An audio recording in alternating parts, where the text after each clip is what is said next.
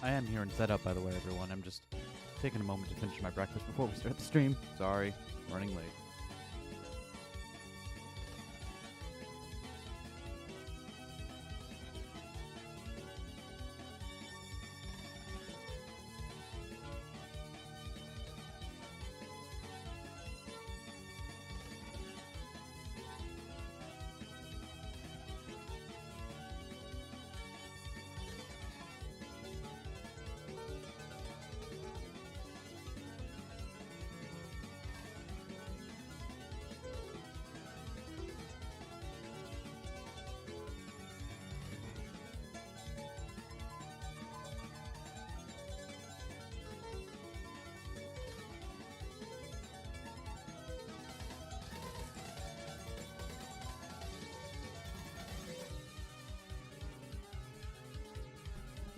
Alright, fuck it. The rest of my vegan breakfast burrito can wait. Let's do this.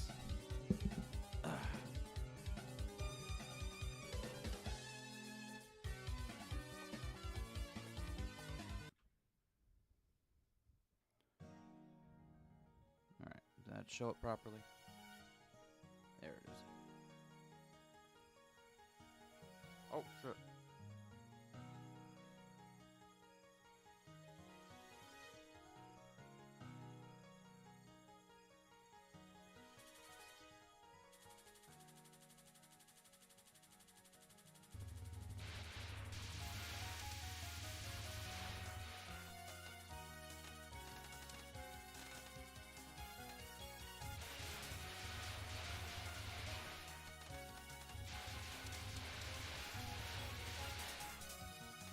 Oh, hi, Henri. Thank you. Thank you for the good luck on Zoho.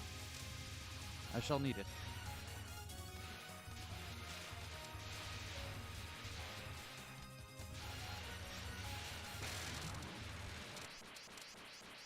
I do think we've got enough to put it...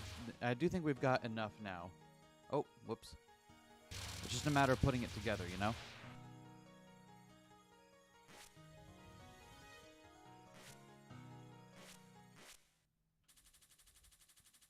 Anyway. Okay.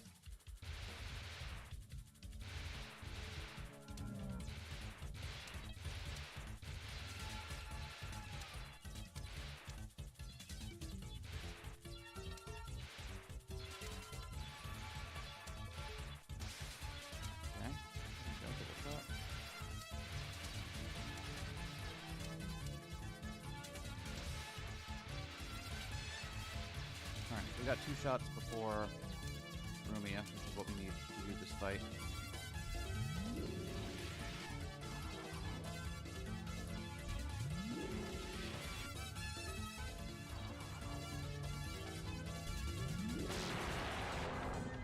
Clean.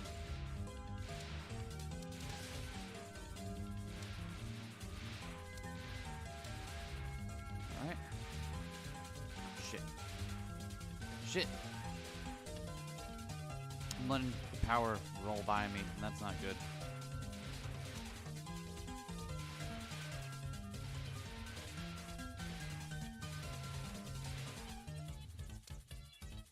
Yeah, let too many power pellets drop by me this time.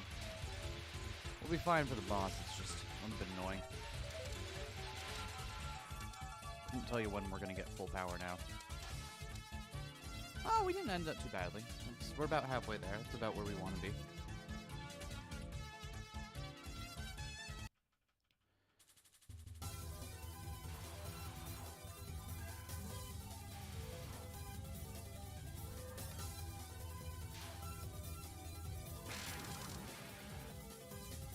There we go. Be as close up to her as we dare. Out. While still giving ourselves, you know, enough time to react to all her shit. Alright. So if I was a little bit better, I could have led that attack a bit more optimally, but getting the big P there is more important than being strictly optimal.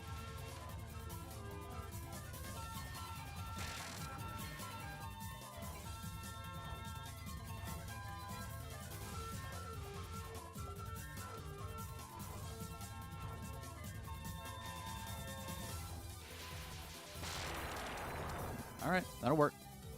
Yo, Diet Poe. How do I download this on PC? Here's the thing about that. I can't actually tell you. This is, unlike the first 5 Toho games, which are abandonware, the 6th one is still being sold in Japan, so it's technically still software piracy. That said, if you know where to look, you can still find it. You'll need to do a lot of work to make your PC work with it, though. I know it took a lot of fudging around, but it's out there if you know where to find it.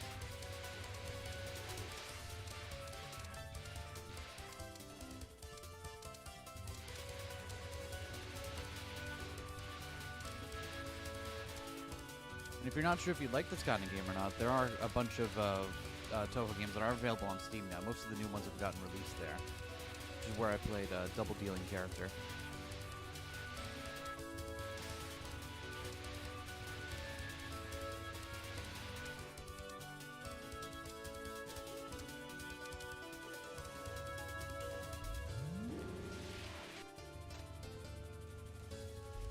Oh, Diose.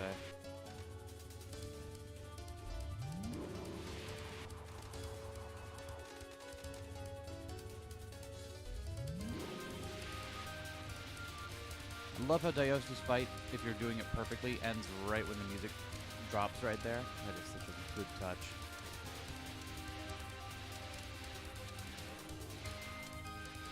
Anything else here?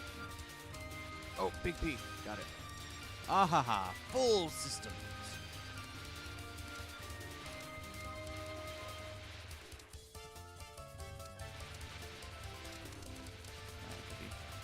Gathering these for points right now, and I should be because I'm at full power. There we go.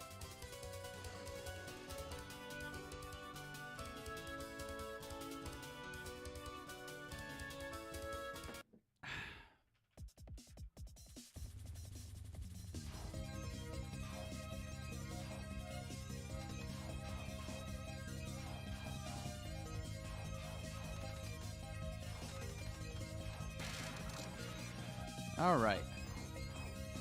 What you got for me today, Cherno?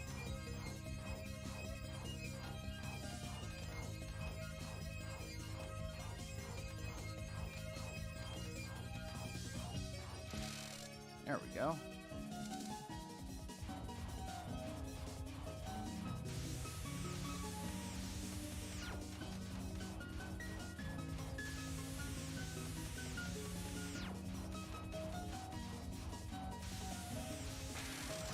Right. Like the usual.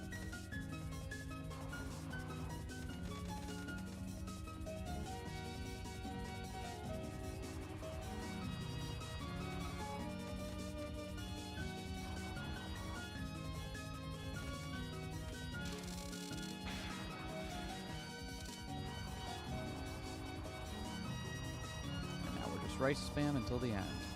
This isn't too bad.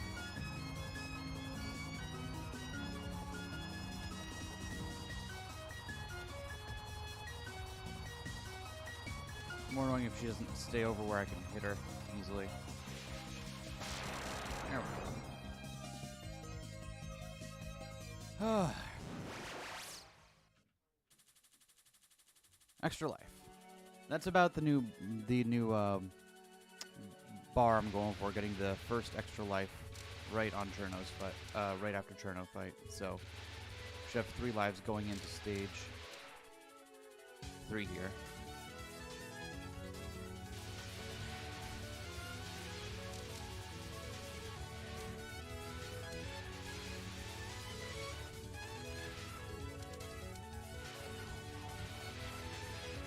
Back off on these ones just a little bit.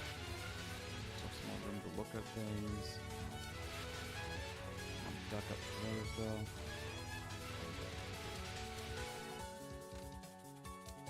Got him.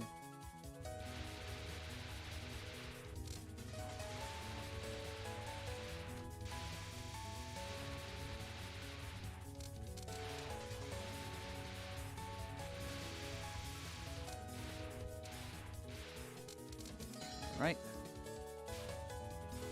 Come on, Mei-Ling. Let's do this.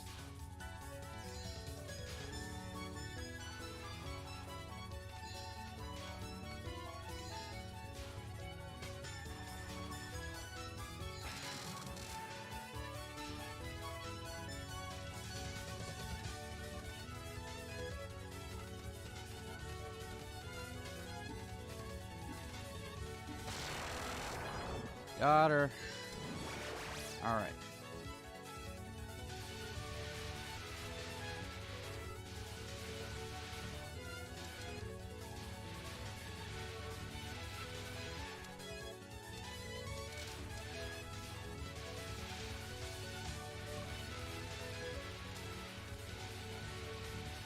Oh no! Oh, that's unfortunate. Well, so it goes, right?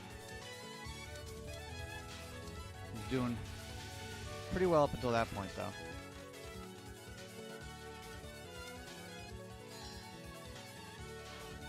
Nice work on Cherno. Thank you, Melis. Still lost a life earlier than I should have on level 3 here, but that's fine. We're still doing practice runs, right? It's about getting consistency. I'm more annoyed that I died with 4 bombs on the table. Ah, shit. Well, a little bit of a waste, but I suppose better than the alternative, right?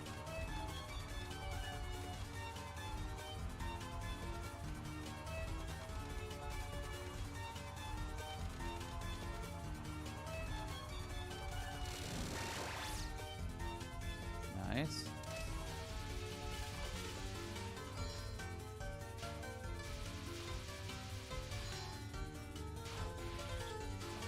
Out of the way of these. Cool. Not falling for the bait.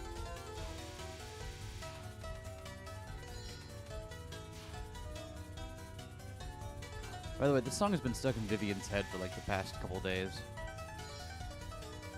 She's been humming it at random points and then asking me what song it is, and then I keep telling her, and then she forgets, and then she asks me what song it is again, and I'm like, okay.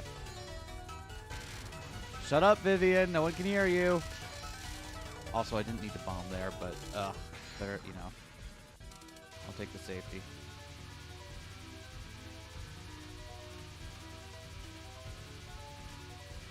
Mailing is another one of those fights where, like, I always feel like the fucking sideways rice is what gets me on her fight here. Yeah, okay.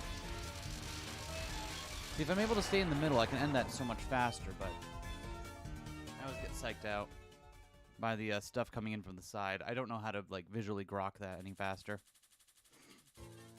Alright, no bombs. That's fine.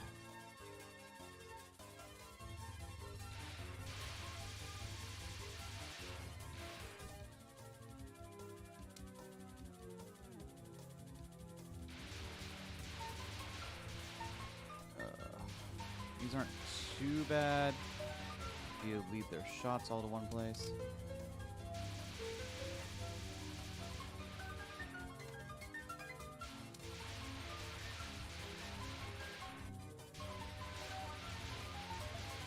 Take out half of them. Yeah.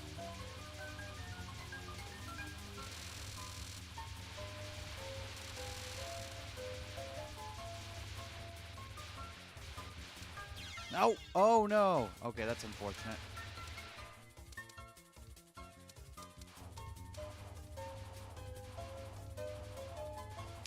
It's another one of those just incidental deaths that I just have to clean up if I want to get the no continue clear. Okay, that one was all me. No excuses. All right, that's fine. This is why we practice, right? So that way I don't get phased by even the easy stuff I should be able to just handle.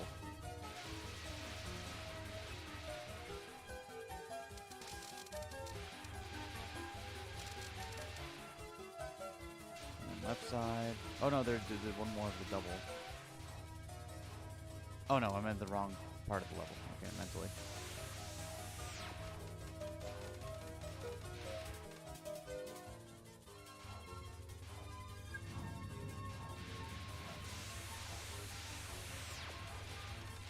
Don't ask.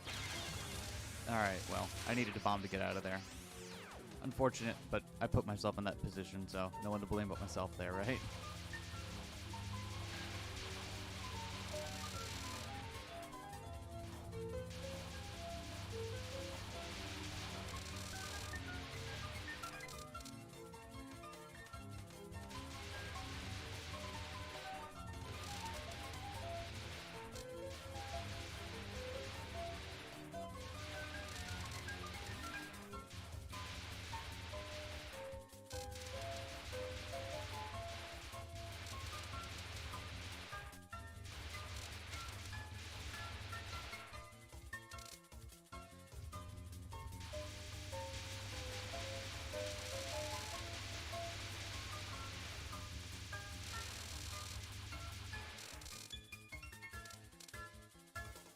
Alright, could have been better.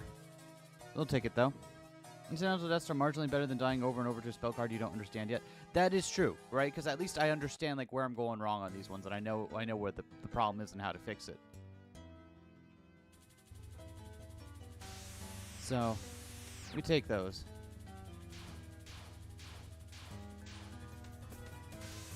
Oh, okay. Well, that was... Save myself and then...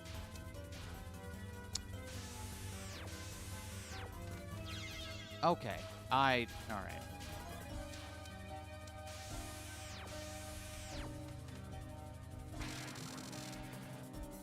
See, and that's why I get frustrated that my bomb reactions aren't on point. But also, like, I can't physically play with my finger hovering over the bomb button for, like, 40 minutes straight while also holding something down with my pinky. And, you know, it just... Well, let's continue with practice.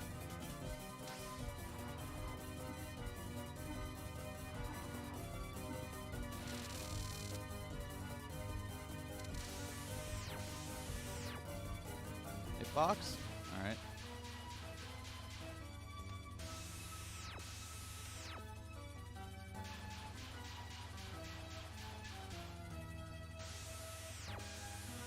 Yo, cheated. Scandalous. There you go. Alright.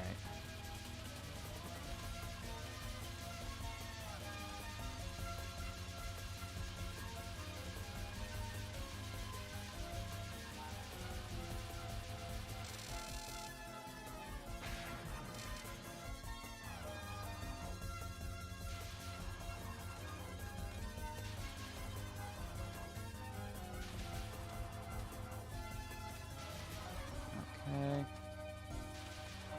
Bob. Oh, I was alive. Oh, well. Hey, whatever.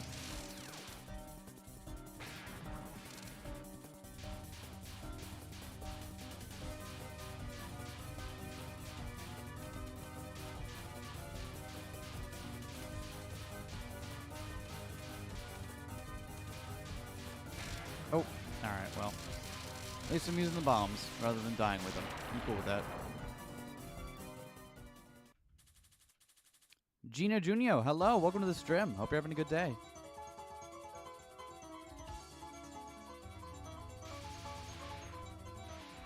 Oh well, I had a setup for that and I didn't do it, so I've got no one to blame but myself. Stay in the center.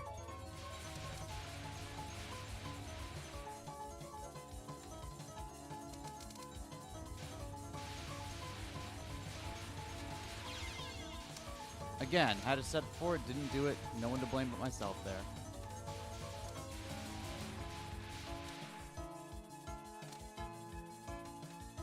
Trying not to get fancy and not let myself get psyched out on some of this stuff is going to be the... Fuck. Alright,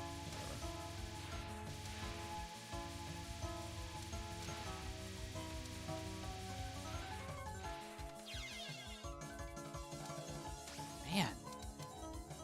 I'm doing poorly today. That's fine, we're still warming. Okay, good. I have more practice on this attack. This attack always fucking gets me. Okay, I meant to hang back there and try to weave back through the... But whatever.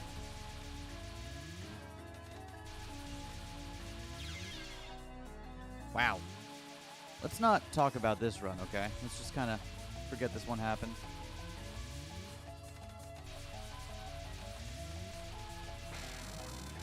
Okay, stay still. Then slightly shuffle. See? Look at that.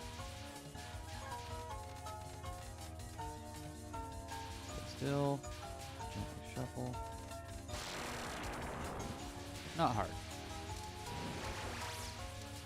Just gotta remember that I know how to do these patterns. I just gotta play like I know how to do them, you know?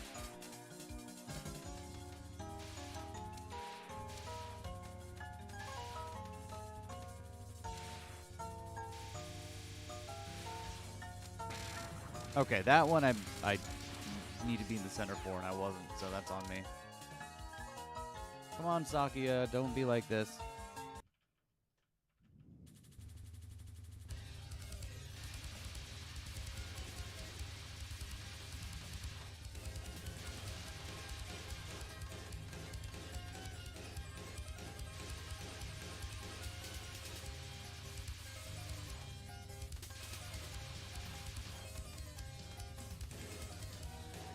At least we get to listen to Saki's banger. Lunar Clock Luna Dial is the superior Sakia theme. Fight me on this.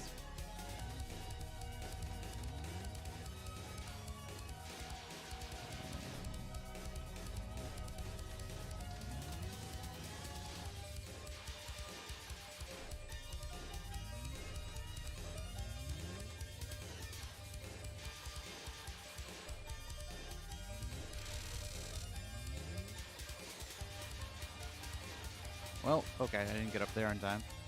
That's fine. It's weird what I do well with and what I have trouble with in some of these fights. Like, this is fine. I like, yeah, cool.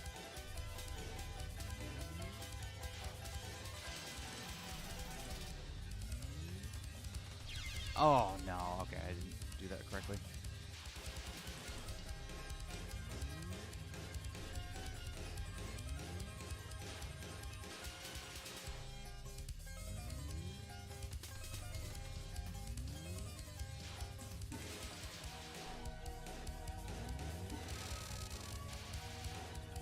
Okay, fine, I won't go up and gather that. Yep. This one is like, get the lane in. Oh, what? No, I was in my lane. Alright, well, I guess not. That's why we do practice runs.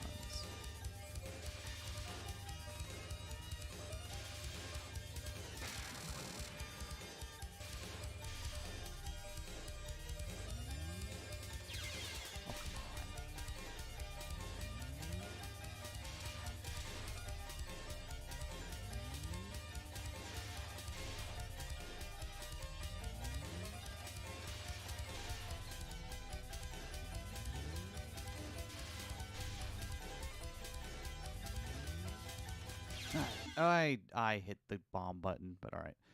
Is there a controls menu to change the input button? There is not. This game is like 20 years old. It does not have such features. We don't talk about run, then how improve? Epic. Fair enough. Alright, that was not my finest hour, but that's fine. That's why we do practice, right?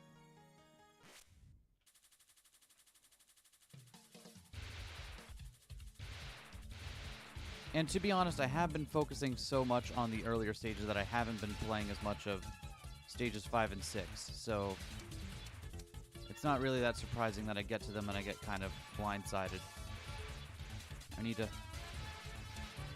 Now that I've kind of shored up the thing I was worried about in the early stages, I think maybe now I just need to practice and get more consistent at the most difficult fights, which are definitely Sakia and Scarlet.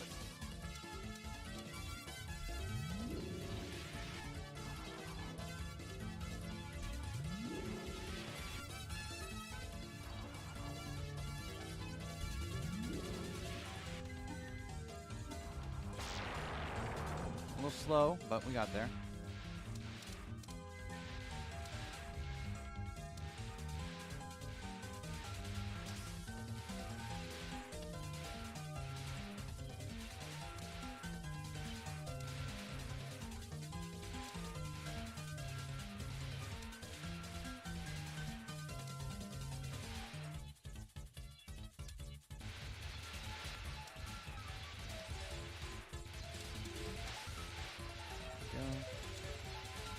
Oh, missed that one. That's fine.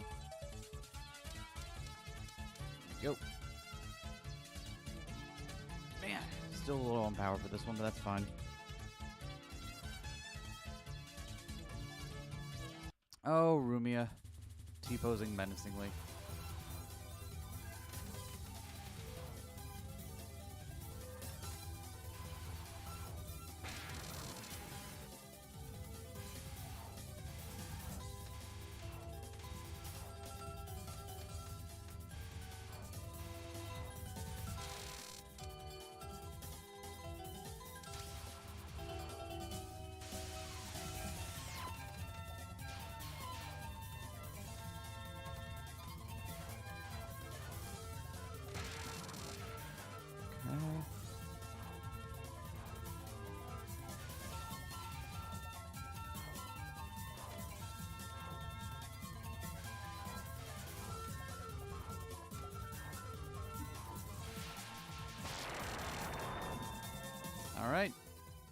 Clean. Simple.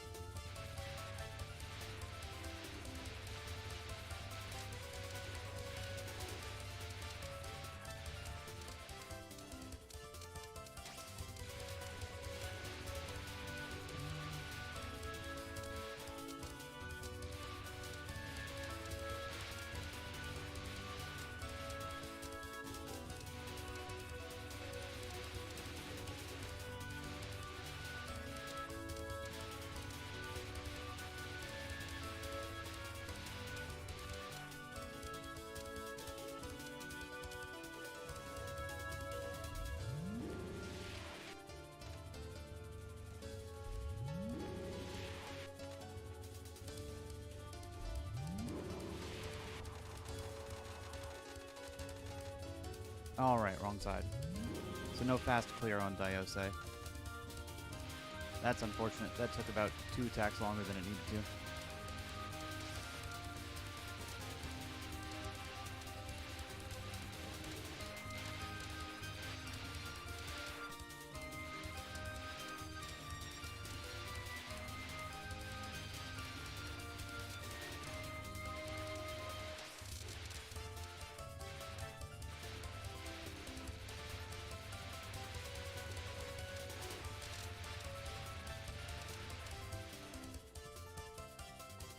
Alright, cool. Very cool.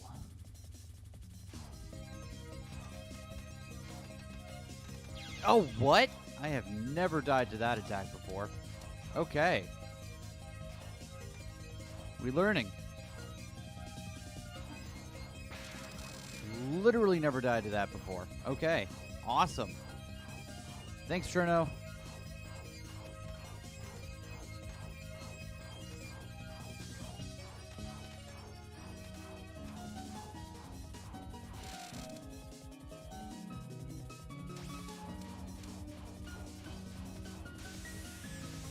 Oh, I went on the wrong side here. That's fine.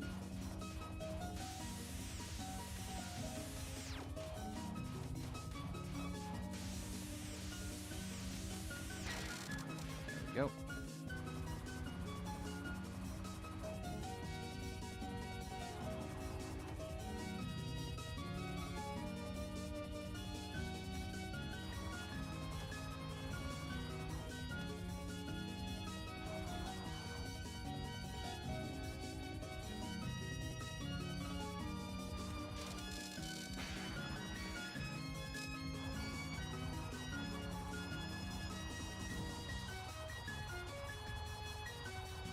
Alright.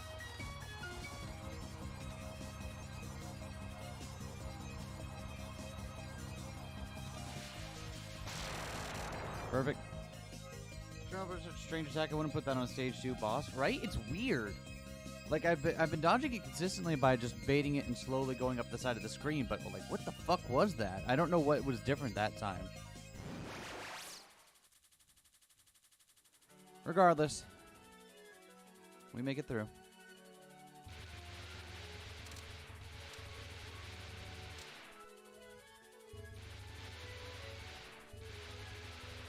I guess the game kind of wants you to dodge through it rather than around it, right? So maybe I'm making it harder on myself by going up the side of the screen rather than just picking a lane and moving through.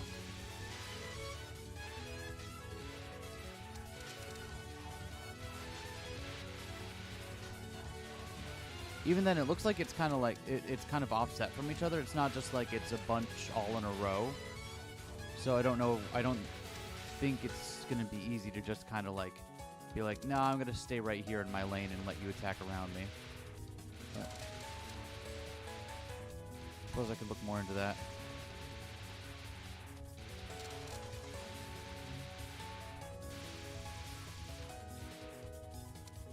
I guess she is the strongest. Oh, that was on me. That's fine. I dodged the wrong way. At least I remember to use a fucking bomb that time.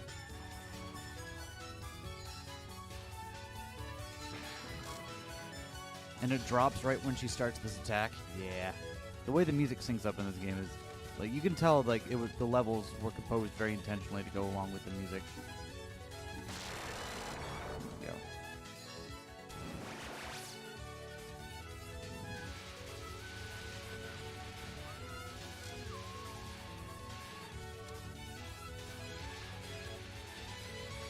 Damn it. Popcorn attack. Popcorn attack. Ah! I was off to the side. I was not off to the side, but I thought I was.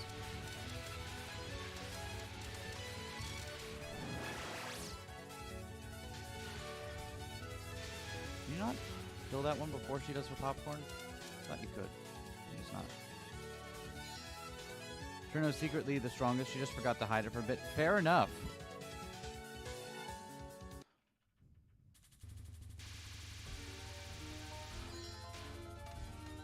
I don't know. Maybe there's a better way to dodge that one.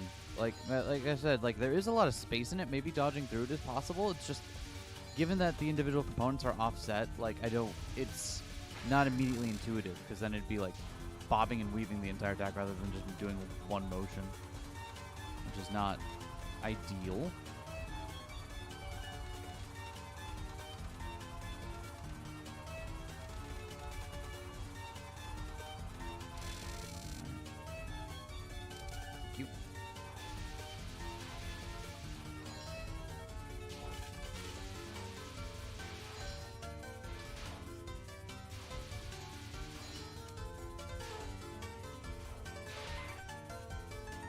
Baited, don't get baited, don't get baited, didn't get baited.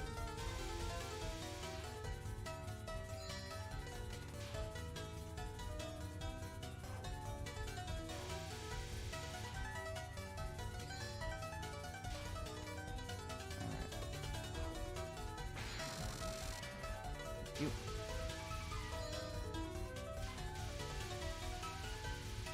Okay, well, I had to try hard to get hit by that one, didn't I?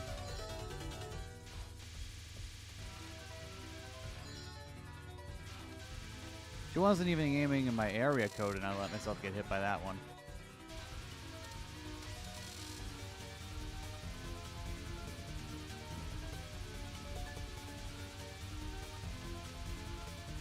Nah.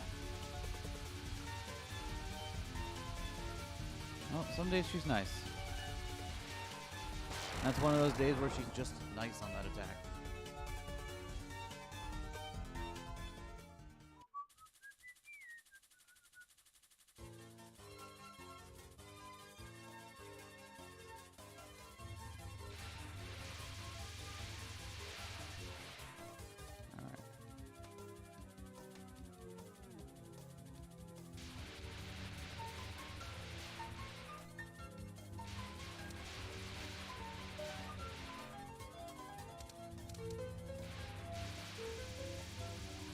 No, get back here.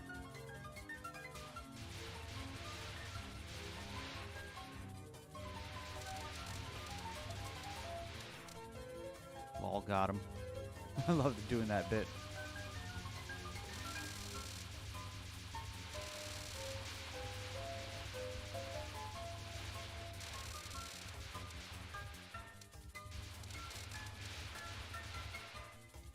Well, balls. Eh. Oh, right, backing off, backing off.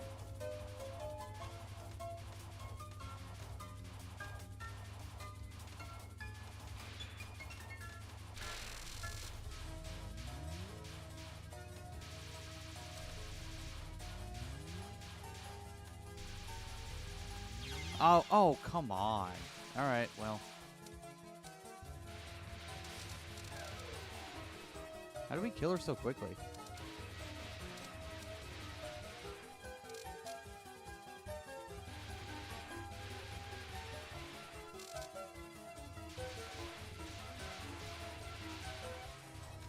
Oh, okay. I did not deserve to live through that one, but we live in, so, you know. Haha, get dunked on.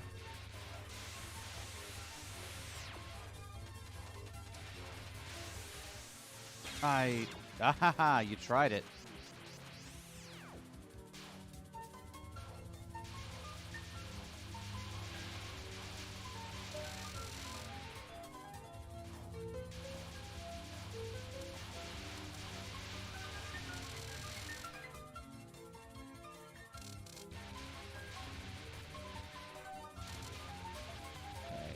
Center, left, right, upright, center again.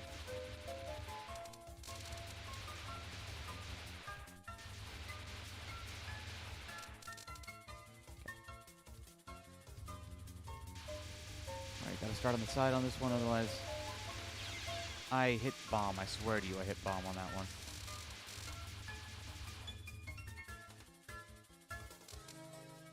That's fine. Books, lady. Indeed. So many books.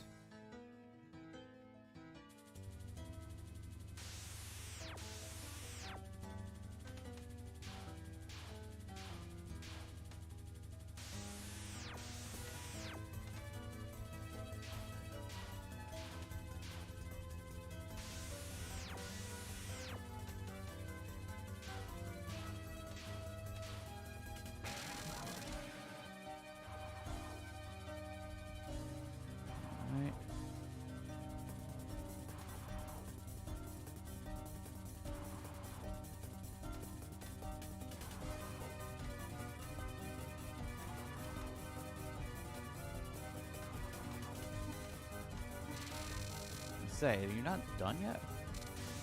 Oh, why? Okay, that's a new way to die from that attack. Okay. I'm not angry about that one. That one was funny.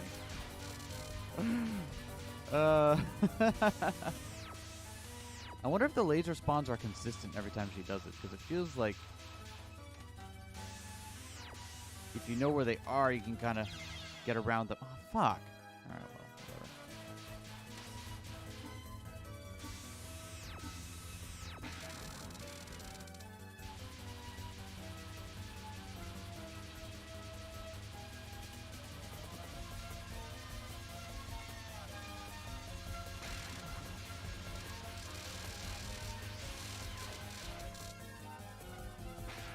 Your lazy trillathon elsewhere.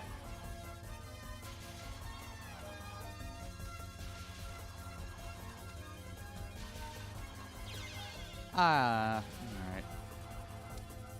One quality of life thing that's missing in this game that I'm super happy for later Toho games for adding is the hitbox visualizer while you're in focus movement. Like, you kind of feel it out, so it's fine. It's just like sometimes I really wish I had that visual confirmation, you know? Clearly it's not that big of a problem because you can just kind of figure it out, you know, but still.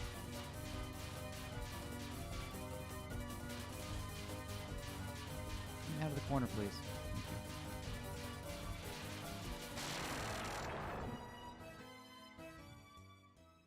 Once you see the hitbox, you can never go back. I know.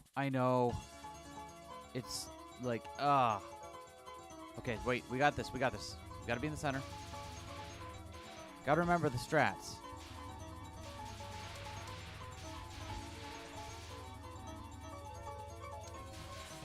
Let them aim at you while you're in the center, and then move slightly to avoid them.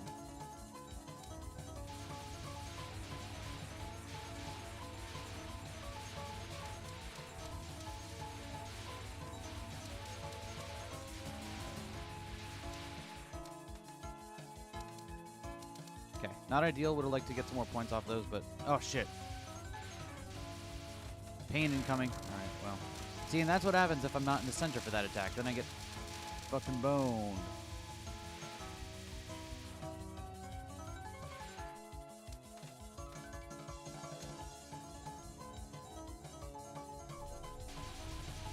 Okay. This is a good attack that I need practice on, so...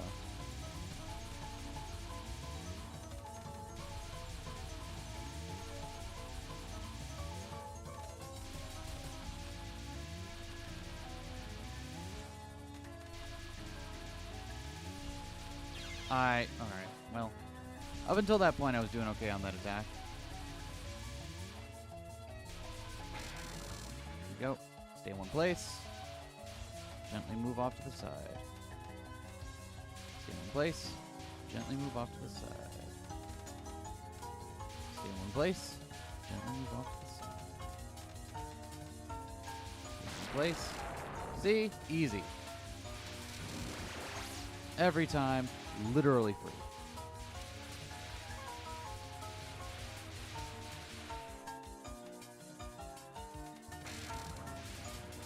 I probably didn't need the bomb there, but whatever.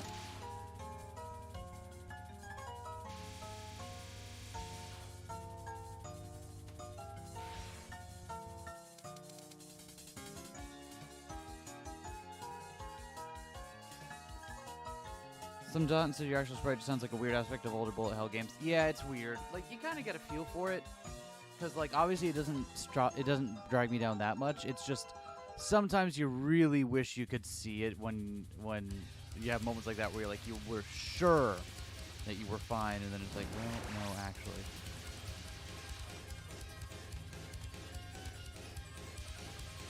Well, yes, but actually no.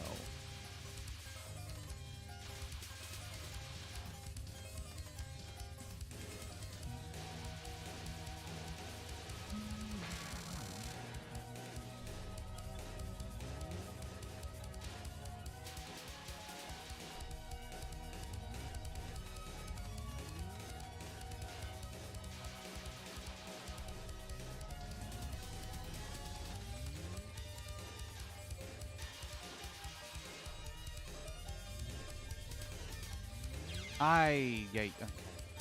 Well, whatever.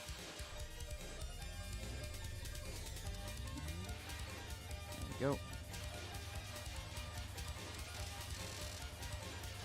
This is why we practice.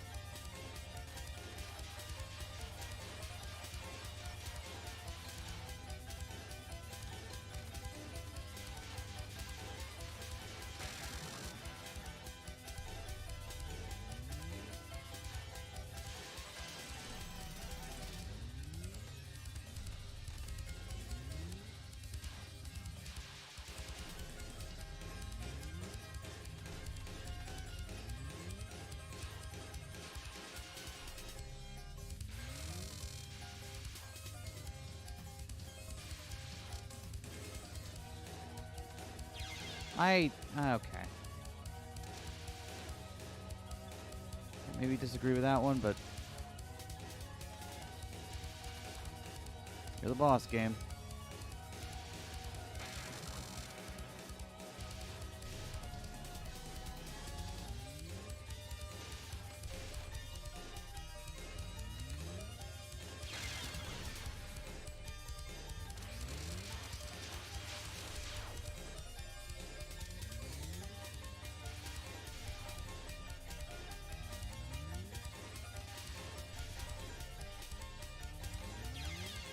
Ah, come on.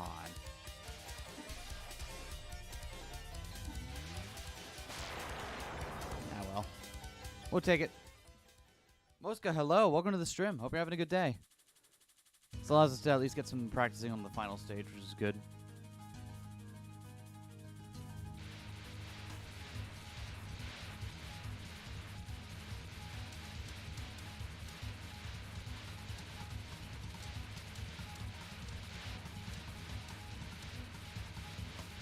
Not even trying to collect all this shit right now.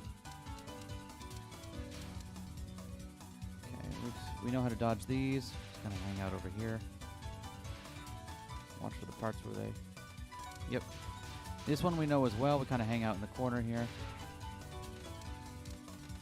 Okay, well. Provided we don't fuck up.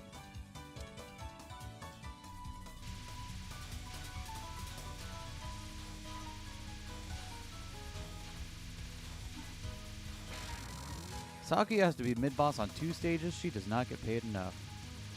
Okay, well.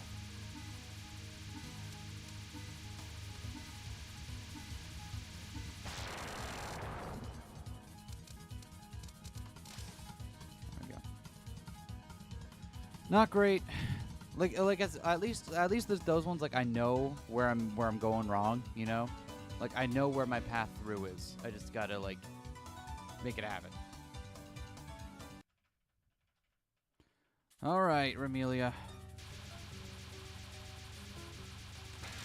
Well, that was poor decision making already. Starting off great, Eskay. disagree, but I'm fine.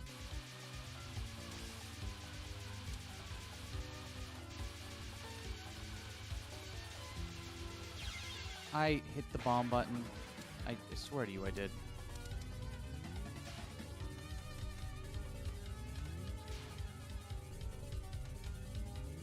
Honestly, I think that first attack of hers is probably the thing I have the biggest trouble with on this fight. How did I do that?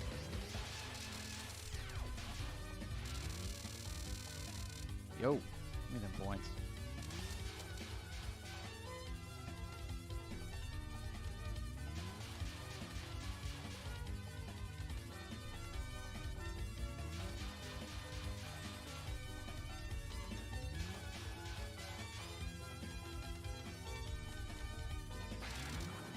That's right, be done with that. Okay.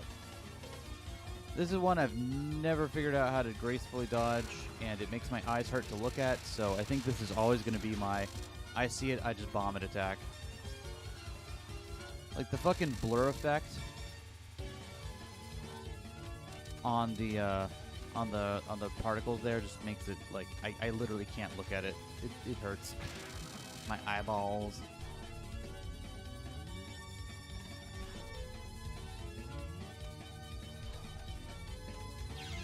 Alright.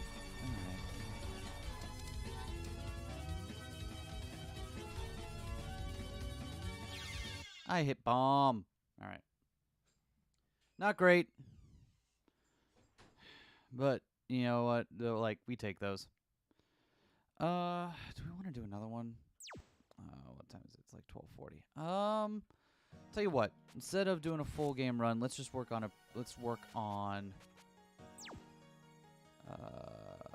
I did do practice, okay. Let's just work on one level.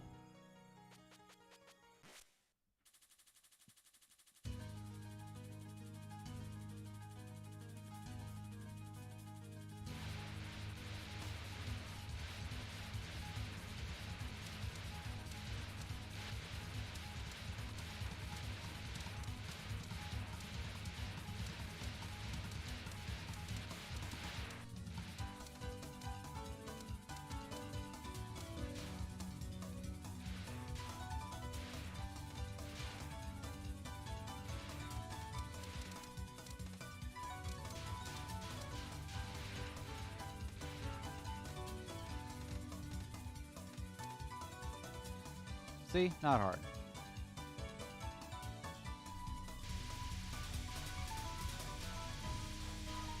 We literally tell Saki to shut up and go run errands. Well, we are.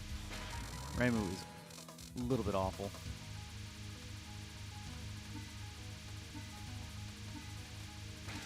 Well, she made us use the bomb. If she makes us use the bomb there, then it's her. Then she gets the moral victory on that attack. 4-6 by themselves because you will get absolutely sick of 1-3 when doing full runs. Roll. That was my experience. Yeah, that's kind of what I'm getting. I just wanted to get to the part where I felt like I had 1 through 3 down. And then I think we're going to start doing individual level runs of the later ones.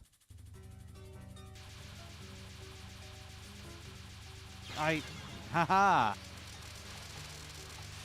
This attack right here, I feel like I don't know how to make good decisions on this one.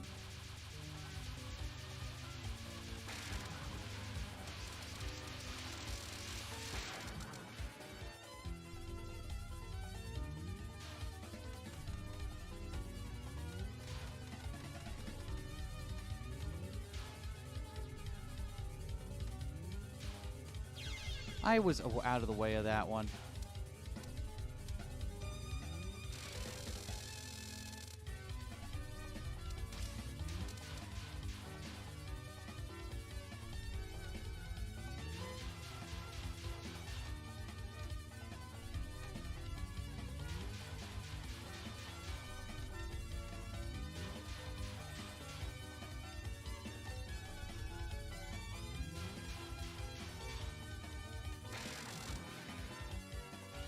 Ugh.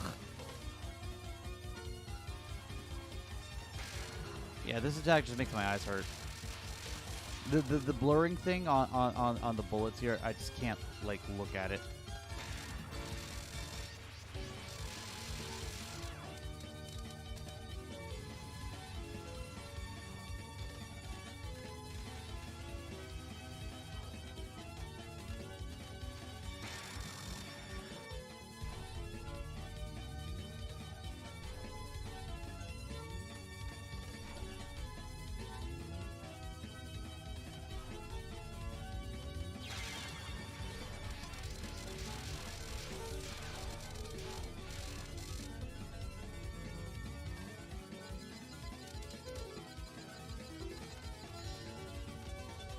I disagree, but all right.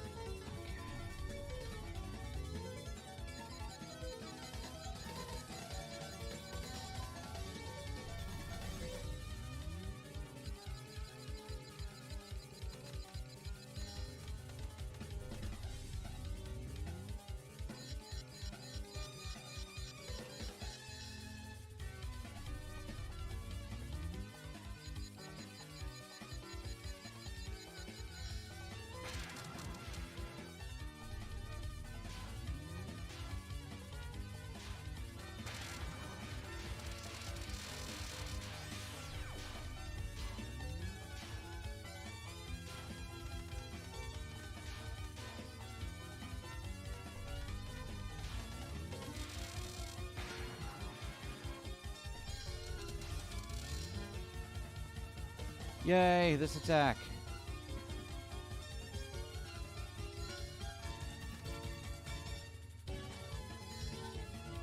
Gaming? Alright, well, I was gaming for a little bit. Not so much anymore.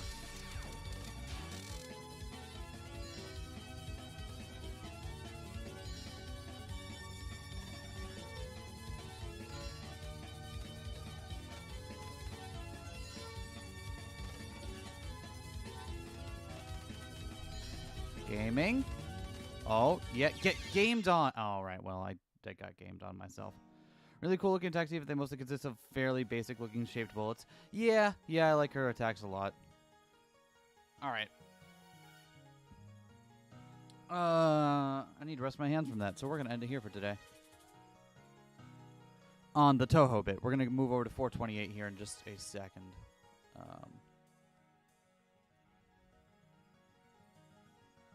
Boop.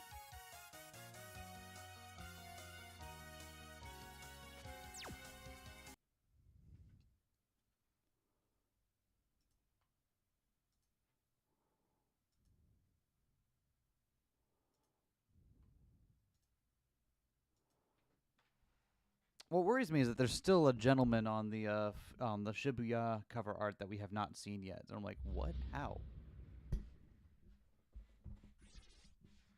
All right. While I... Oh, wait, shit. I forgot something. All right, hold on.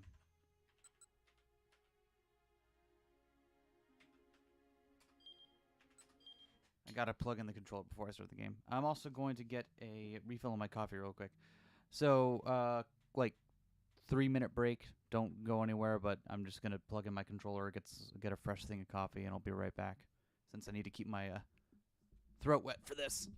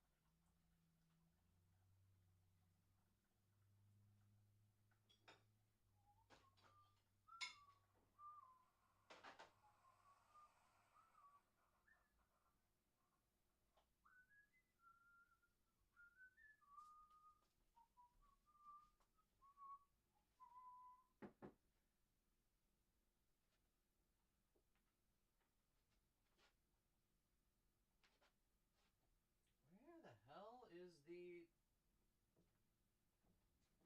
Is this it? Oh, why is this not plugged in? Alright. Found it.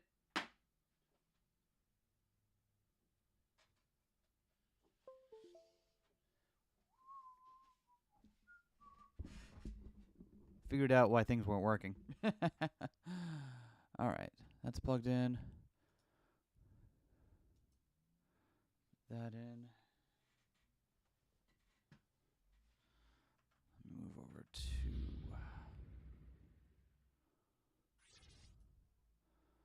Let me kick up the volume on this one just a little bit, since this game is not nearly as loud as Toho is.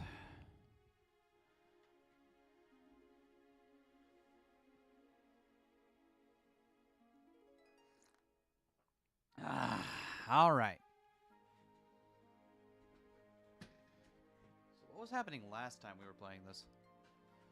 Find out.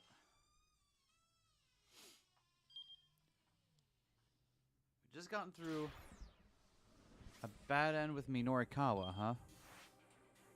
What happened on this one?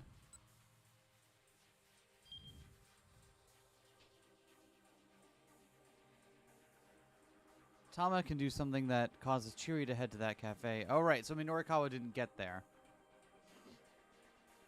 So we need Chiri. Okay, so we got to go on Tama's. So we got Achi and we got Tama. Let's do Tama time.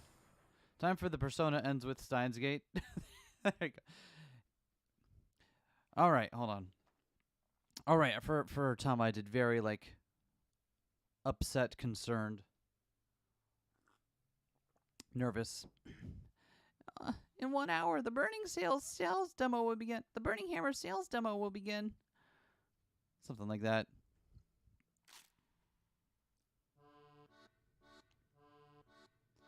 Chiri is laying out the assortment of snacks that we'll have on hand. Hey, Tama, you hungry? Why, yes. Yes, I am. I mean, it should be pretty obvious at this point. All I've had since putting on this stupid mascot costume is some burning hammer and a bunch of iced tea. Hey, now. Chiri shoots back. What's with that attitude?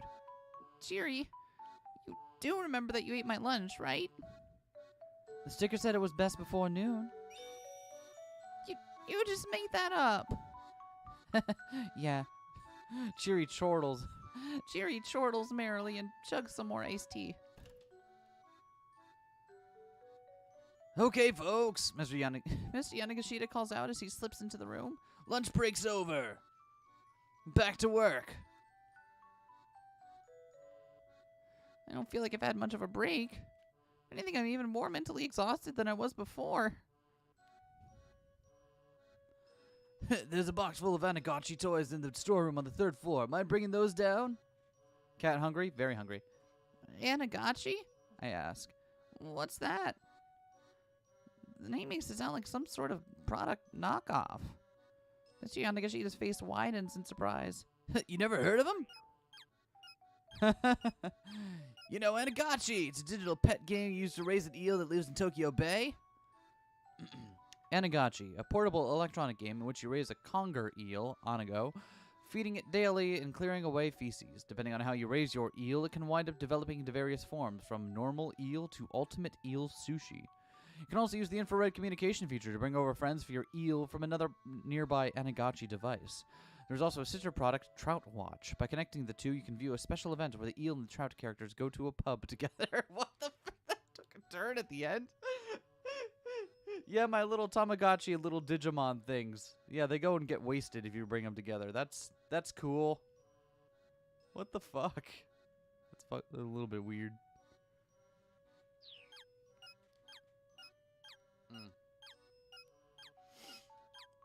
Never heard of it, I say.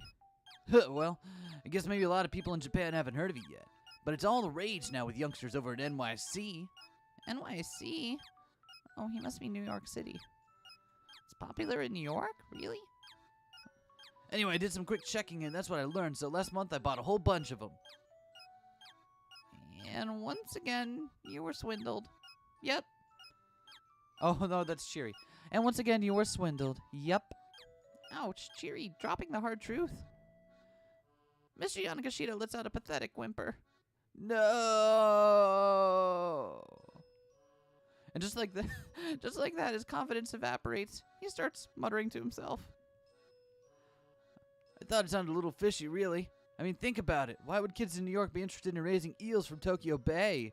He muses.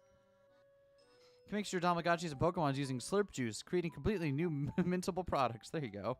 Can't wait for Tama to succumb to her feral mass cat instincts and mercilessly prey on some scrumptious mice toys. It'll happen. It'll happen. And what appeal would an eel catcher even have anyway? None, that's what. I should have known that. I did know it.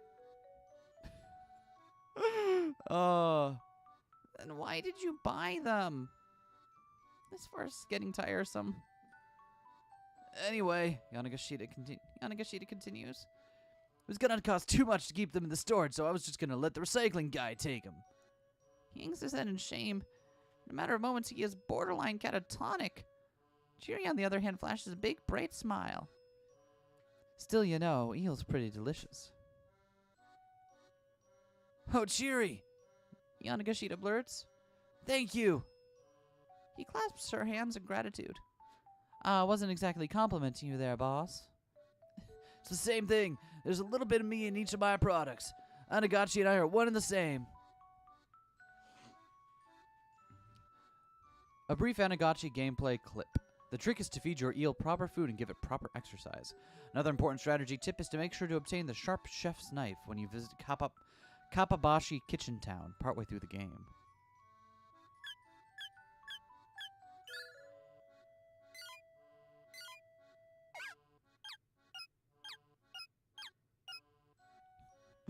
Oh my god, fucking LCD gaming systems. What?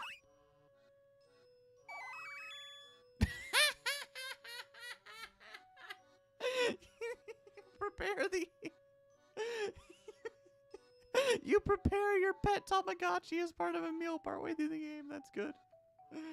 Oh man, I don't know about any of y'all, but I remember growing up playing a bunch of like LCD games, like well, there was the one the baseball game. Yeah, I played that to death. I remember. You couldn't play it when it was too dark outside because there's no backlighting on old ass systems, and oh man, those were the days. Anagachi and I are one and the same, which is to say, eels and I are one and the same. Go on then, say something nice about eels.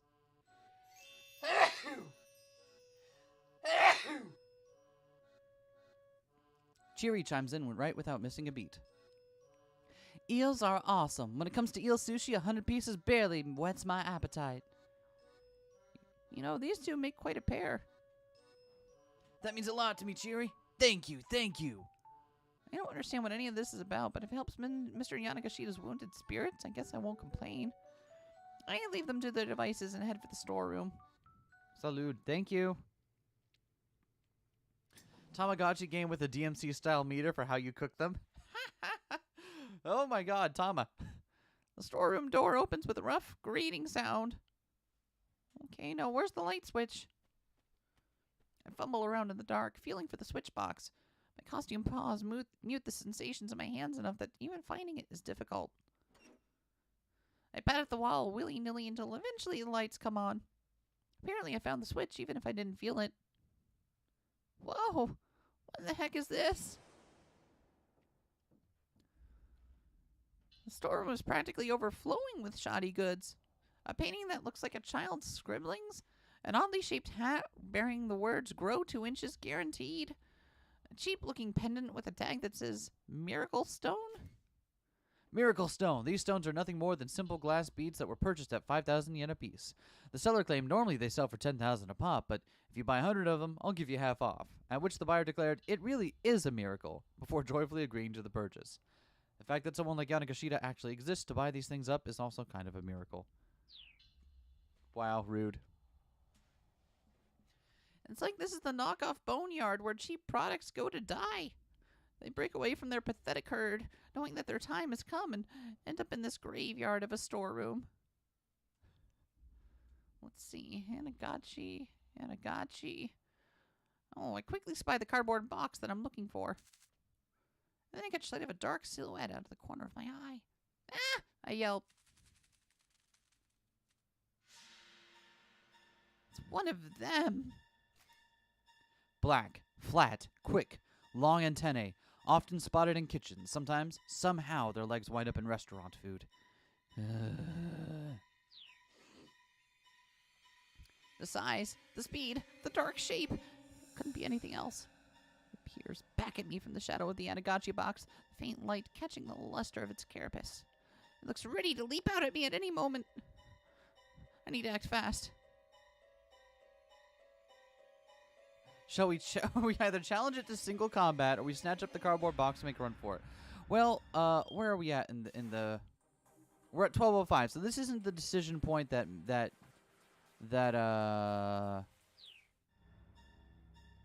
remember that music is very comedic to me? Yeah, right. If this turns into Maribito, I swear to God. Do you need me to turn up the music, by the way, for this one, or is this at a good volume? Let's see. I need to... Shall we challenge it to single combat? I think... I challenge it to single combat. It flitters aloft. It's gunning for me, all right. Bracing myself, I step forward to confront it, which paradoxically helps calm my nerves. Volume's good? Good. I have the sinking suspicion that this isn't the first time I've done battle with one of these things. It's like I've trained myself to protect someone who's even more scared of them than I am. As I mull that over, the thing hovering in the air presses its attack against me. Now's my chance! I snatch up a nearby piece of cardboard and swat at the creature, hard. It sails out of the window in a graceful arc and then flitters away into the world beyond. Whew! As we parted on mutually acceptable terms, I didn't have to squash it or blast it with pesticide. Hefting the box labeled Anagachi, I scurry away from the graveyard of schlock merchandise.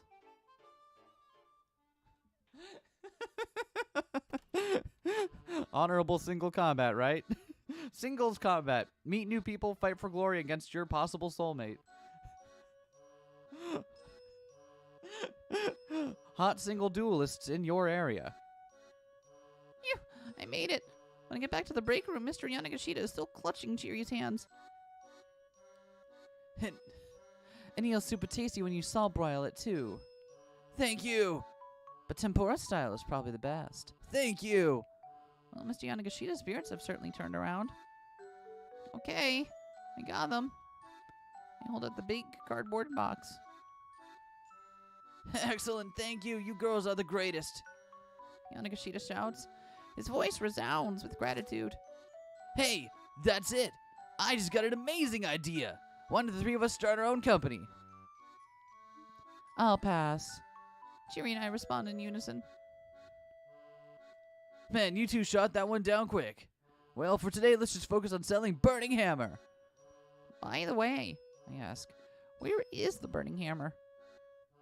There wasn't any in the storeroom, and I don't see any here either. Oh, that's right. It's out back on the loading dock. We should probably go bring it in. Oh, and bring the Anagachis with you, too. The recycling guy's going to be showing up soon. Come on, let's go. Did the epic cockroach battle just give us potential foreshadowing? I think it did, yes. Chiri and I follow Mr. Yanagashita out to the loading dock.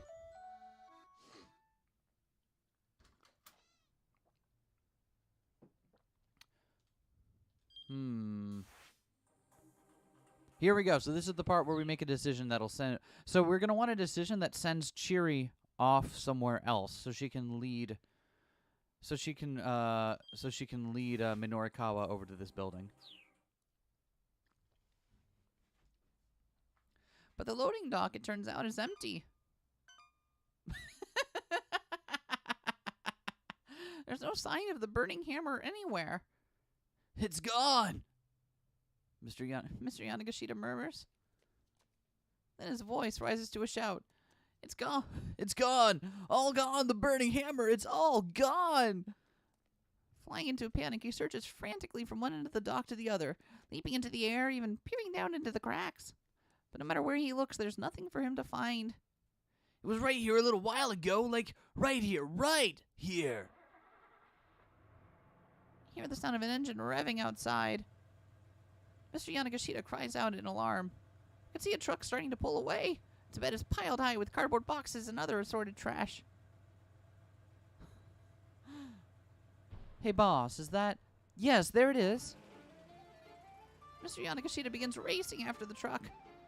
My burning hammer! His voice cracks as he cries out. Give that back! Give it back! But he's no match for a speeding truck. In the boxes, a burning hammer vanished before his eyes. Burning hammer!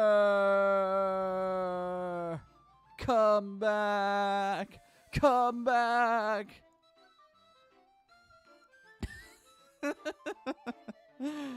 Yanagashita's wailing echoes from the surrounding buildings, like something out of a movie. What the hell? What's up with that truck? Tama, who the heck was that? Hey, don't look at me, I reply. Huh, with all those piles of stuff, it looked like just like the recycling guy. As soon Oh no, that was With all those piles of stuff, it looked just like the recycling guy. as he says it, revelation dawns on his face. The recycling guy? He mutters. I can see the color draining from his face. The words recycling guy give me an idea. If it was him, maybe he thought he was picking up the Anagachis by mistake. We have to find it! We have to find that truck! Man is absolutely beside himself. Cheery! Cheery, Tama! You two split up and try to track it down. Why don't we have to look for it? Again, Cheery and I speak in chorus. There's no sales demo, there's no money to pay you. And all the work you've done will be for nothing. Right, when he puts it that way, I guess there isn't much of a choice. Somehow or another, we'll have to find that truck. Can't have gotten far. He continues. Now go hunt for it like your life depended on it. Cheery and I look at each other and sigh. How do you want to do this? She asks. Want to search together or should we split up? So we want to split up so that way Cheery goes in separate directions so she can lead Minorikawa to the building. So We should split up. Cheery and I go our separate ways, searching for a truck full of junk.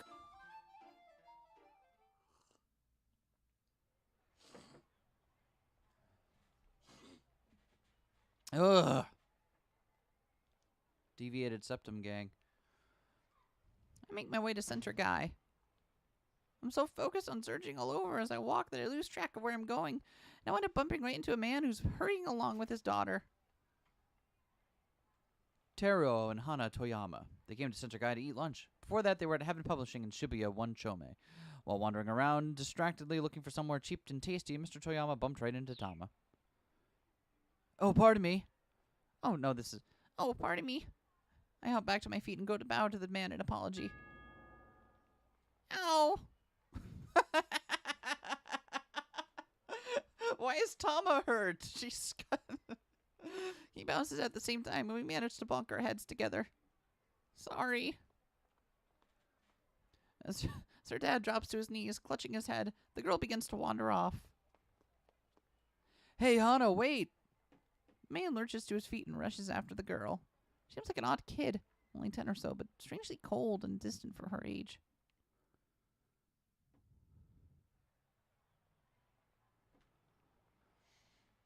Nursing my own sore head, I make it all the way to Shibuya Station, but there's no sign of the truck. I'll probably never find it just by wandering around randomly. It's already 12:35. The sales demo starts in 25 minutes. Serious doubts I'll be able to find the truck by then. the suit assimilation has begun. There you go. Is this like a Venom scenario? What should I do?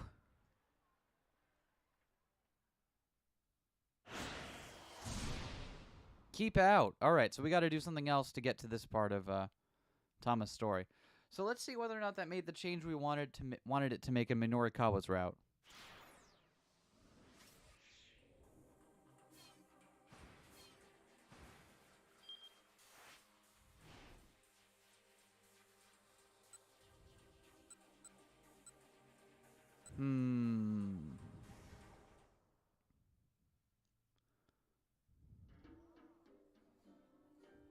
It was rare nowadays to see a father behave so imperiously towards his daughter.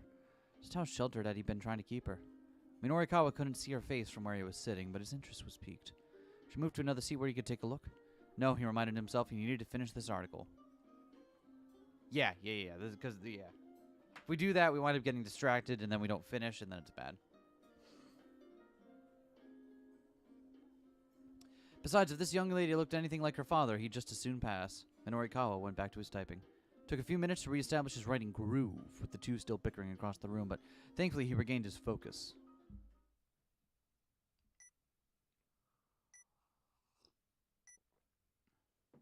What's that? A strange beeping sound broke Minorikawa out of his writing reverie. Upon looking up in confusion, he found his attention drawn to a young woman at another table.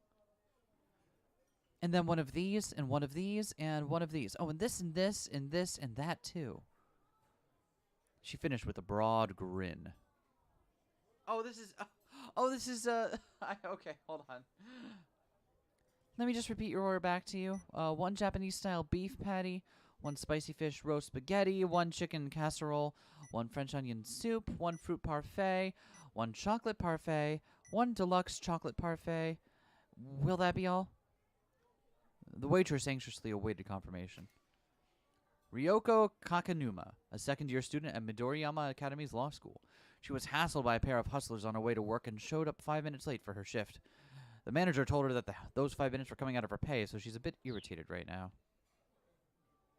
You forgot the caramel shake. The customer was a full-figured young woman ensconced at a nearby table. Oh, my apologies. The waitress quickly jotted down the addition to the order. That'll do it for now, the young woman said. For now? Yikes. Actually plan on ordering more after that? Well, come on, buddy. Marveling at this display of appetite, Minorikawa went back to typing.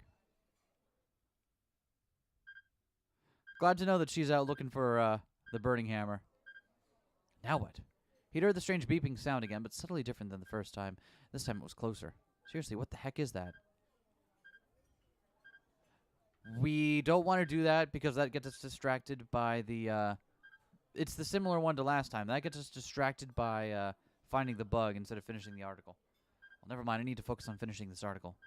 Minorikawa immersed himself in his writing again. Before long, he stopped worrying about the curious sound.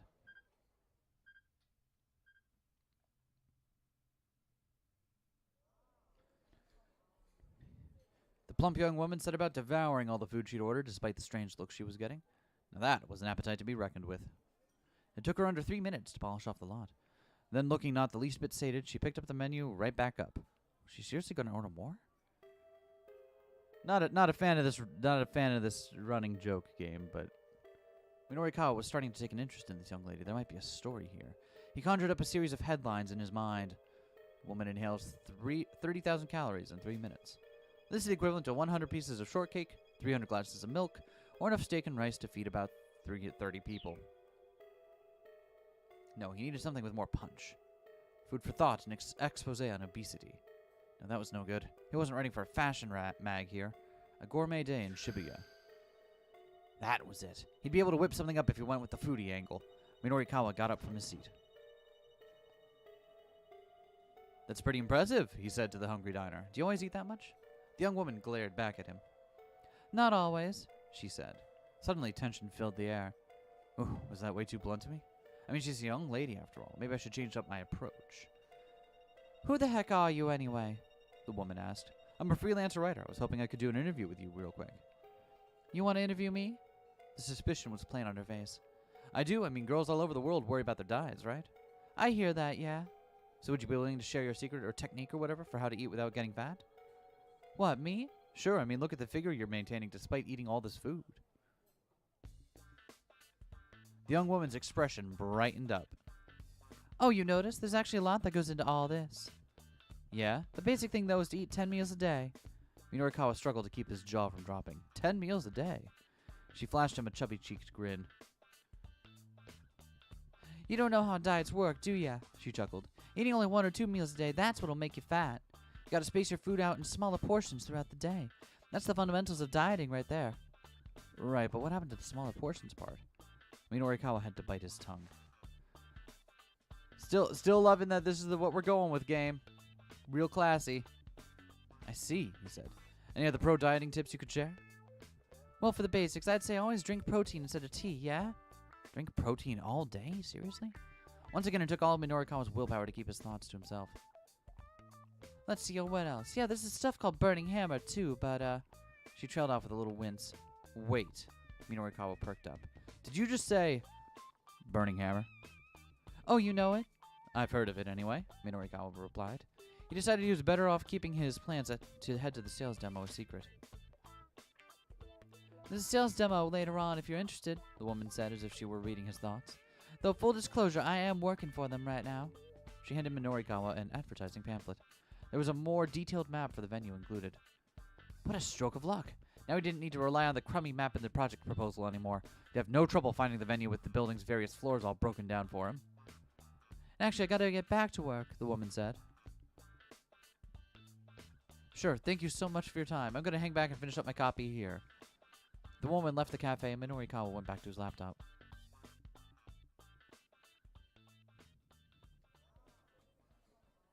He had gotten some new info on the Burning Hammer sales demo, but he'd also lost some more time. The surveillance camera piece still wasn't finished. It was going to be a near thing to get it done before the sales demo started. Yet instead of returning to his writing, he got out his cell phone. What if Toyama had got another one of his crazy ideas? Trying to hang himself again, the thought had Minorikawa too worried to work on his copy. The phone rang several times before someone picked up. Mr. Toyama, where are you right now? Minorikawa asked. Right now, I'm on the run, somewhere near Shoto. An upscale residential district. Despite being smack dab in the middle of the city, it's a quiet neighborhood, rife with greenery. The residence of the former governor of Tokyo is here, built on a massive 2,200 square meter plot of land. There's the shady hotel district a short walk to the south, making for quite the juxtaposition. The Burning Hammer. All men want it, all women are giving the sales presentations on it. Exactly. Toyama was speaking in an oddly hushed tone. Shoto. After you left the office, some guys came by to collect on my debts, so I made a run for it. Okay, so he wasn't dead, but the situation was still pretty bad. Look, we gotta get you through this somehow, Minorikawa said, hoping it was true. Just keep your head down and stay out of trouble. You get to stay where you are now. You need to get back to the office ASAP.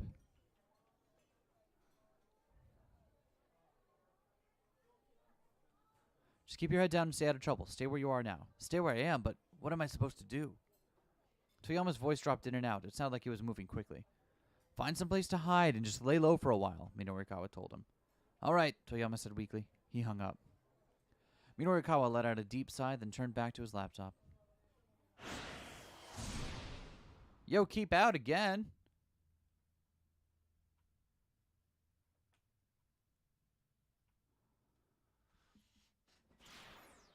All right, so who haven't we haven't done Achi's story yet. God, I could just stand on that menu all day long.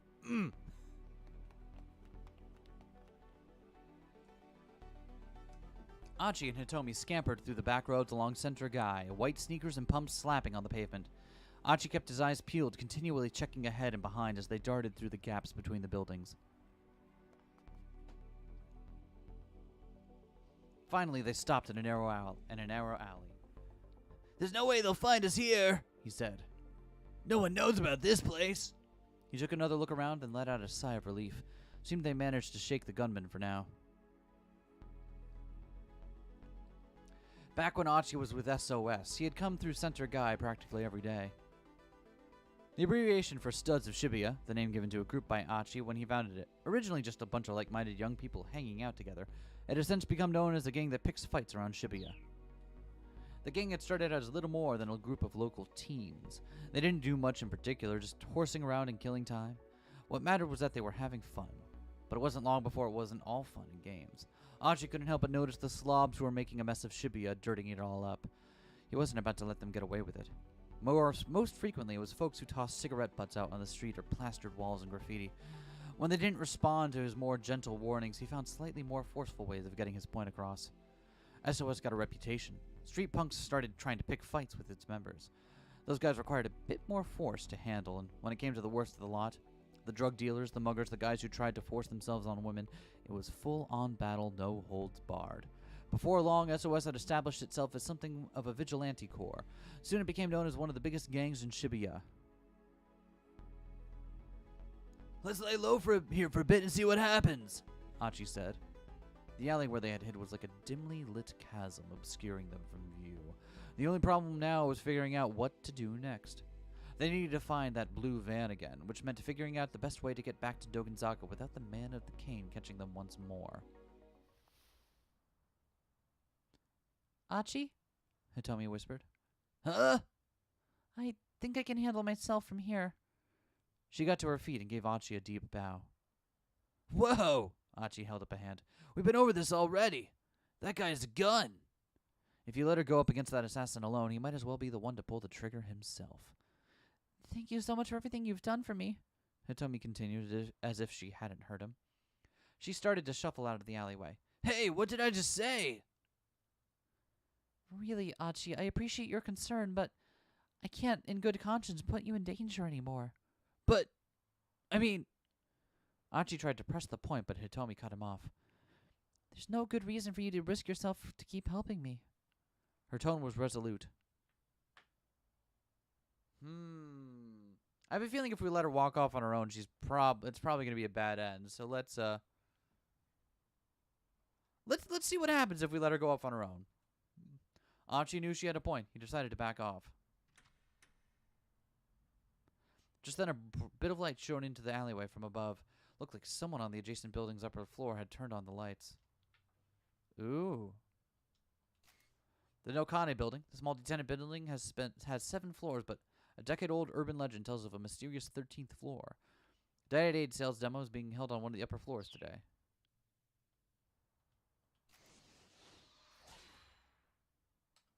Yo, we made it back to Tama. All right, we'll worry about Achi later on. The storeroom door opens with a rough grating sound. Okay, now where's the light switch? Huh. Wait. We've already been through all this, though.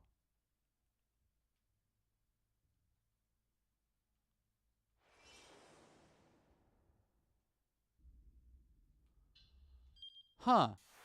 Wait, we've already been through all this.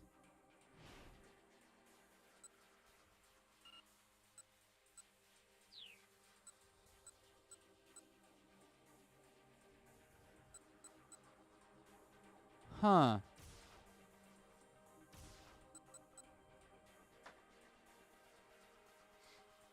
We beat up litterers, harassers, thugs. Stan. People who do graffiti. Cancelled. Be gone to trash bin. Not all jumps are helpful. Hi, Zarmagus. Yeah, that's kind of what I'm getting now. Alright, so let's head back here.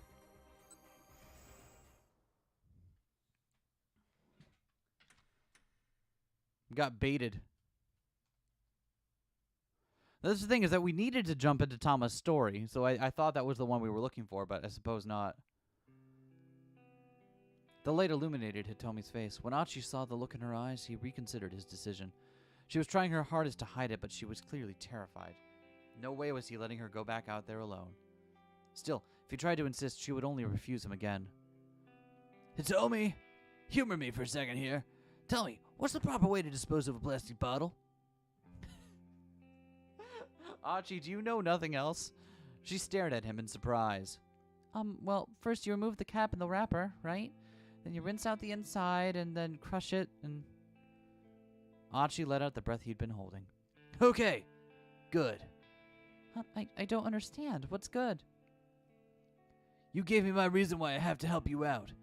I super respect people who respect the environment. I'm one of those whatchamacallits. An environmentalist. See? Check out my shirt. Achi pointed at his mean clean t-shirt. That fucking look on her face. Seriously? That's your angle? Hitomi hesitated. And what was your plan if I'd said the answer was to toss the plastic in with the trash? Well, then I need to stick with you to help teach you. Environmental awareness begins with good education. So you were going to tag along with me regardless? Look, I'm just super pumped to learn that you care so much about proper recycling. Achi cracked a huge grin. Okay, then. Okay? If If you're really that sure about it, then I guess I could use your help a little while longer. Hitomi flashed him a little smile.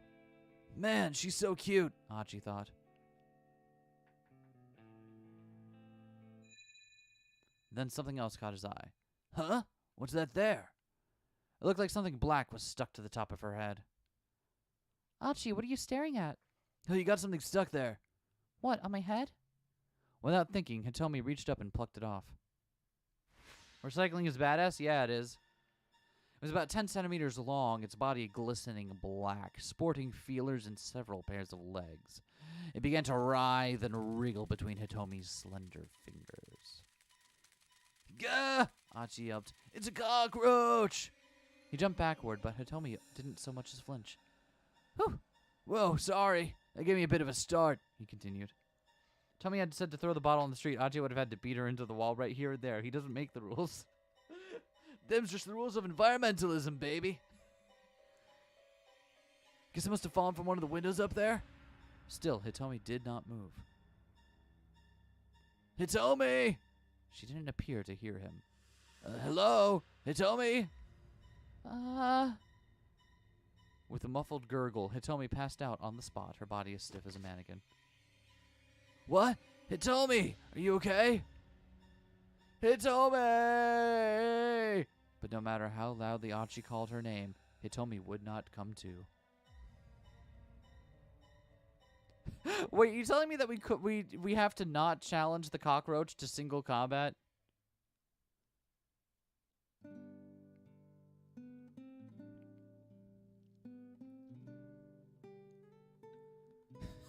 From that day onward, Achi devoted even more of his time and energy to collecting trash. It became his personal passion to see that his city was clean of one, devoid of cockroaches. That was the mandate he had been handed, or if nothing else, his atonement.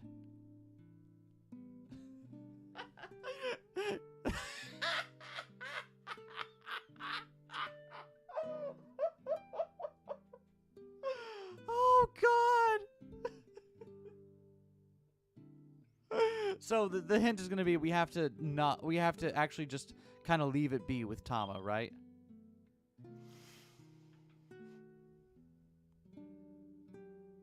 Yeah, okay, we just got to run away. This game is a masterpiece. No notes. They did it perfectly. All right, let's go back to Tama.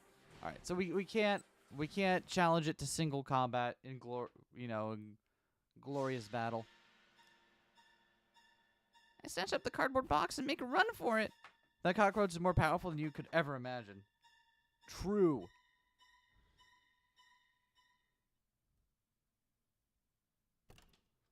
Is it going to make us replay all of this, or is this going to be... Okay, that's all the same still. Okay, fine. So we should be able to go back to Achi here now and...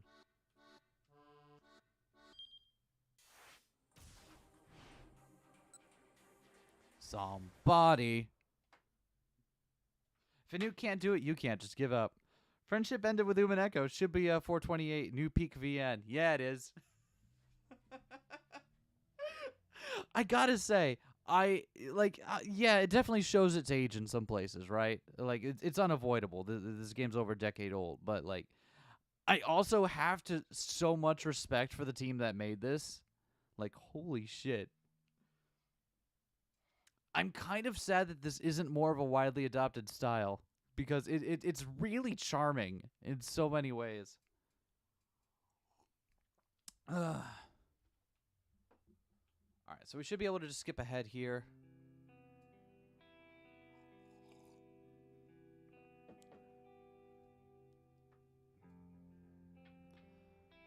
Yeah, we've seen this.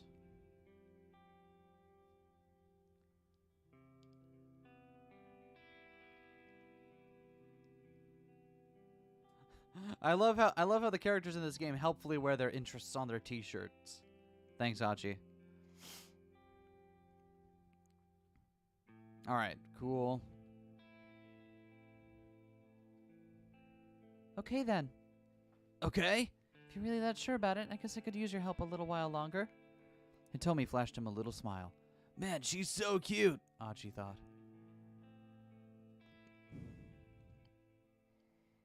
Hey, Hitomi lived. Good.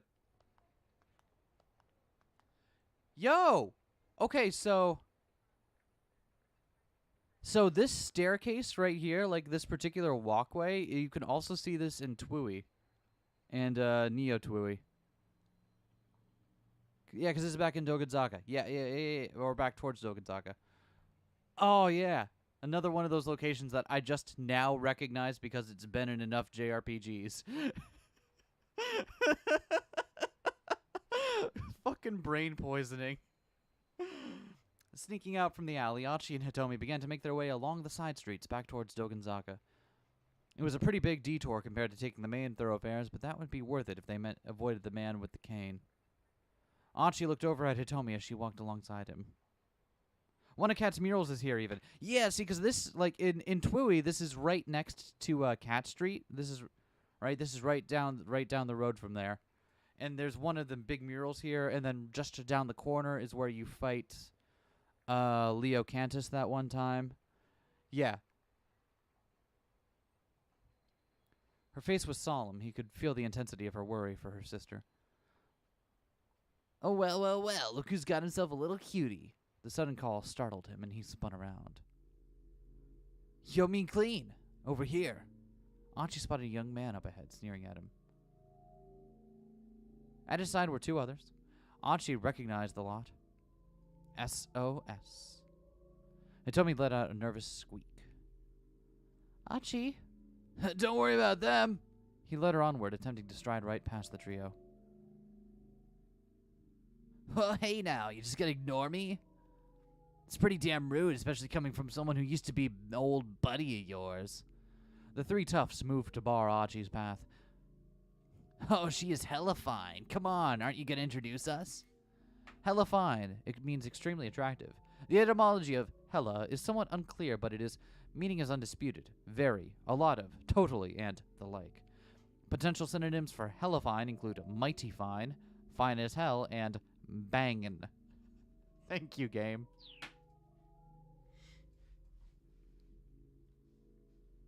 Yeah, even in the background of that shot right there, you can see the wall right there, right? Where the... Oh, yeah, that's... Oh, God. If I had known watching this game would do this to me, I probably... Oh, man. Sorry, man, Achi said. I'm in a bit of a hurry here. He gave them a tepid smile. A big hurry, huh? Where to? Some love hotel in Yamacho? Too rich, another chimed in. She's a screamer, Achi. Achi. Take a stereotypical way to poke fun at a would-be amorous couple. Now take Achi's name. There you go. Weeaboo's mark, weeaboo's shame. Yep, pretty much. They burst out howling like a gang of monkeys. One of them cackled like a grinning idiot.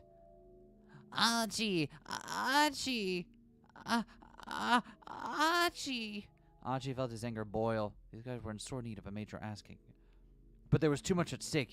He was just going to have to suck it up and ignore them for the time being. Let's ignore these chads. We're not going to let them sway us from our mission. There's too much at stake. He was just going to have to suck it up and ignore them for the time being. Gritting his teeth, he tried to slip past them, but the largest of the three grabbed him by the collar. You ran out, man. Susumu's the one who runs this town now. You got no right to keep acting like you're the boss of us. You mean... You mean Susumu? What? He shoved Achi up against the wall. Says who? Achi asked. Susumu? Say what now? Did Susumu say I've got no right to act like the boss? Bitch, please. Susumu ain't got the time to worry about your sorry ass. Oh, is that so? Achi's fist flashed out, catching the man clean on the jaw. He dropped to the ground with a dull thud. So tell Susumu this. Everyone in Shibuya just needs to play nice and have fun. Achi kept his tone light and jovial, but he eyed the two other toughs like a hawk eyeing its prey. Is he gonna be all right? Hitomi murmured. She looked at the man Achi had laid out with some concern. Oh, he'll be fine. If that's all it took to knock him out, he's got no right to act all badass. Achi, huh? I don't believe I've had the pleasure. A taller man with an angry gleam in his eyes had appeared atop the steps nearby. He must have turned up during the commotion. He radiated a distinct aura of menace. That's me, Archie replied. and just who are you? For once it was someone he didn't recognize. The name's Yoji Kiryu.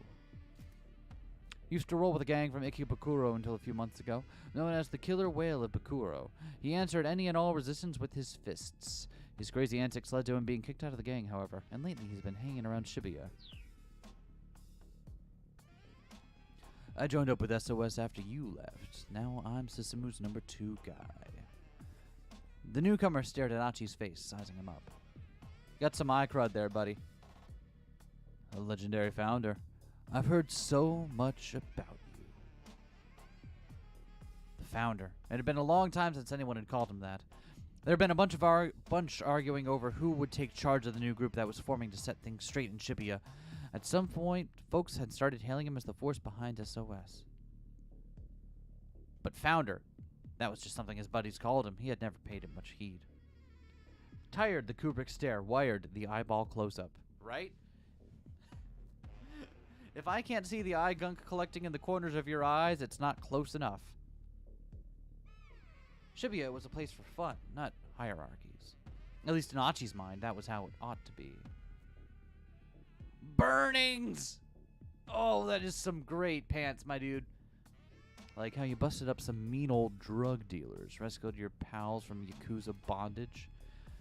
Here, bondage is used strictly in the sense of captivity. Any other types of Yakuza bondage will not be featured in this game. Sorry if the tippling here got your hopes up. Thanks. You're a real hero. Kiryu's tongue flipped from his mouth like a snake's. Hitomi shuddered. Archie couldn't blame her for being creeped out.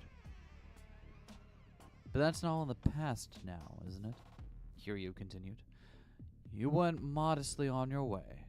It's up to us now. And we've helped SOS grow by leaps and bounds to help carry on your legacy, no matter who stands in our way. That thought didn't sit right with Archie. If aggressive expansion was the name of the gang was losing touch with its roots. It wasn't about keeping Shibuya safe and fun anymore. Make SOS bigger, huh? He said. I'm guessing that was Susumu's call as well. Kiryu didn't answer his question. His mouth merely twisted into a knowing sneer. In any event, I think these boys here need a little lesson in manners. The guillotine ought to do the trick. Capital punishment device invented in 18th century France. The condemned is executed by decapitation by means of heavy blade that descends from above. Named for physician Joseph Ignace Guillotine, who had advocated its use to the National Assembly. Both King Louis XVI and Marie Antoinette were executed by guillotine. The other gang members stared in alarm. Well, hey, just calm down, man. Please, anything but the guillotine. Kiryu pointedly ignored their pleas. Whoa, hey, what's the guillotine? Archie asked. Kiryu smirked. The guillotine is the guillotine. With me, worms. Without a glance back, Kiryu strolled away. His 2 underlings followed him unhappily. Archie wondered what lay in store for them, but right now he had more important things to worry about. Come on, let's go. He took Hitomi by the hand, and they were back on their way.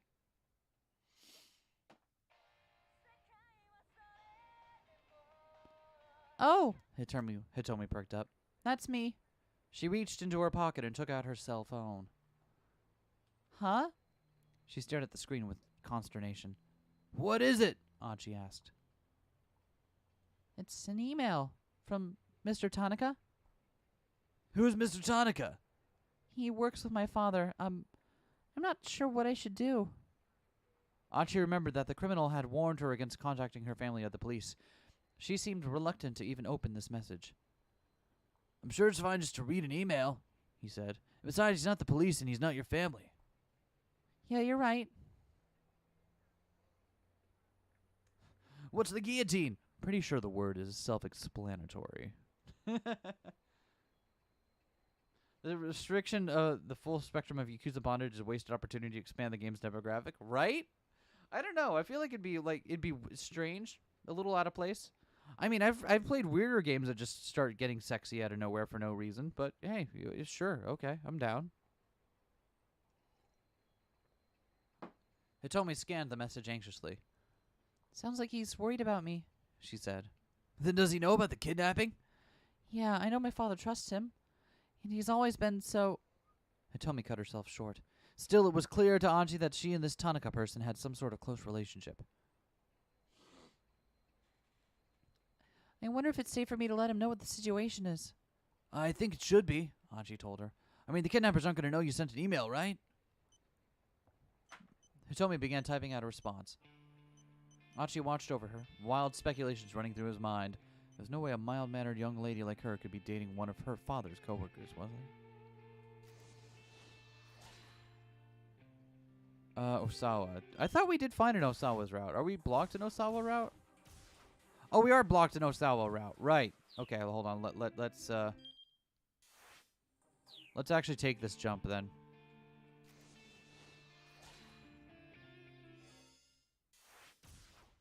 There it is.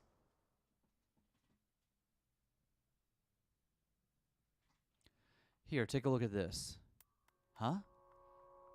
Osawa could never have anticipated what he saw on the LCD screen. It was an email from Hitomi. Stifling an exclamation, he scanned the contents of the message. There's a man following me. He has a gun, and I think he's trying to kill me. I'm safe for the moment, so try not to worry. The kidnapper warned me, told me not to contact my family or the police. Please keep this email a secret. But didn't Hitomi give the kidnapper the ransom? Osawa said. What could anyone want with her now? Tanaka shook his head, uncertain. He wouldn't know any better than I would, I suppose. Do the police know about this? And if so, why haven't they said anything? He felt himself start to tremble as he searched for answers in Tanaka's silent gaze. Do you think this could be related to that other thing? I doubt it. If it were, why would they go after Hitomi? Suppose you're right, but Osawa was shaking out right now. Tanaka laid a hand on his shoulder. First, just calm down and let's think about what we know about the kidnapper. His composure helped Osawa keep himself under control. They've taken Maria, the vice director continued quietly, along with a ransom of 50 million yen, and now they're after Hitomi. His gaze sharpened. Sir, do you think this could be someone who holds a personal grudge against you? A grudge? Osawa considered. He couldn't think of anyone who would have a reason to attack him. He'd been too caught up in virus research since his time in school to have formed any hostile rivalries. He didn't have any enemies that he knew of. Maybe someone jealous that I became head of the laboratory? He suggested doubtfully. He had held his position for years at this point. Why would that spur someone into kidnapping his daughter now? Has anything happened recently? Tanaka asked. Anything strange since you got back from overseas? Since I got back? Osawa's heart skipped a beat and then started pumping faster. The first thing that came to mind was the solicitation he'd gotten from the American laboratory. If he accepted the offer, it would put Okoshi Pharmaceutical in quite a bind, possibly enough to warrant someone holding a grudge over it. But the only other person who knew about the potential transfer right now was his wife, I. No, Osawa said. Nothing. Not that I can think of. He couldn't bring himself to discuss the transfer with Tanaka. He felt a surge of guilt for contemplating leaving his trusted assistant behind. Also, this is a really choice camera angle, isn't it? Right up out of the John, staring at... Yeah, that's quite a decision there. He felt a surge of guilt for contemplating leaving his trusted assistant behind.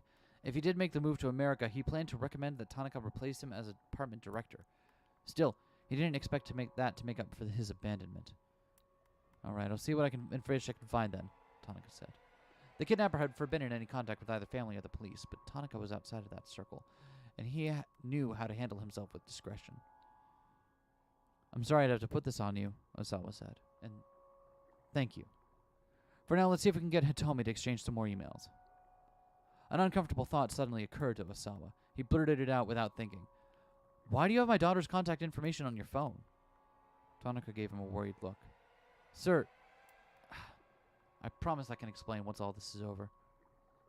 And with that, he stepped out of the bathroom.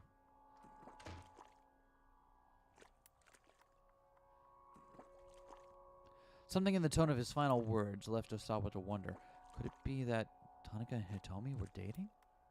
He hoped dearly for that not to be the case. Their age difference alone made the idea a disturbing one, let alone so many other considerations. Mamoru Tanaka is 40 years old. Hitomi is 19. This makes them just over twice her age. This does not necessarily mean, however, that they could not date or fall for each other. Many couples with such age difference between them wind up in a happy, committed relationship. Thanks for the apologia there, game. Really, classy. Stay classy. Trying to put aside his paranoia, Osawa resumed his struggle with the clog in the toilet. Most toilet clogs are caused by a buildup of flushable paper products or by solid objects inadvertently dropped into the toilet bowl. But shockingly enough, on very rare occasions, they can be caused by someone taking a dump that happens to be that big that it gets stuck in the pipe. Apologies to anyone who might be eating right now. Thanks! Thanks, game. Oh, goodness! Kajiwara reappeared, still toting the bucket. You seem to be having a lot of trouble there, sir. He made it sound like the whole mess was Osawa's fault. Of course I am. I've never had to do this before. Really? I think the research that you do would be a lot more difficult than this. Fixing toilets gives me far more trouble, I'd say. So it would seem. Kajiwara stood watching as if Osawa's efforts made an interesting show. I don't know the first thing about viruses, sir, but I don't find unclogging toilets to be that difficult. Oh yeah? Osawa snapped. Then how about you fix the damn thing? Kajiwara really was a world-class pro at pissing people off. Are you sure you don't mind? The detective asked. Be my goddamn guest. Osawa shoved the plunger into Kajiwara's hand.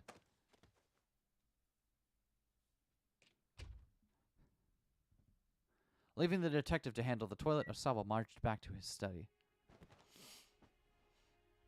He turned on the CD player and lay back on the sofa, squeezing his eyes shut. He was seriously on edge. Kajiwara had totally broken his stride. What now? The door to the study slowly slid open.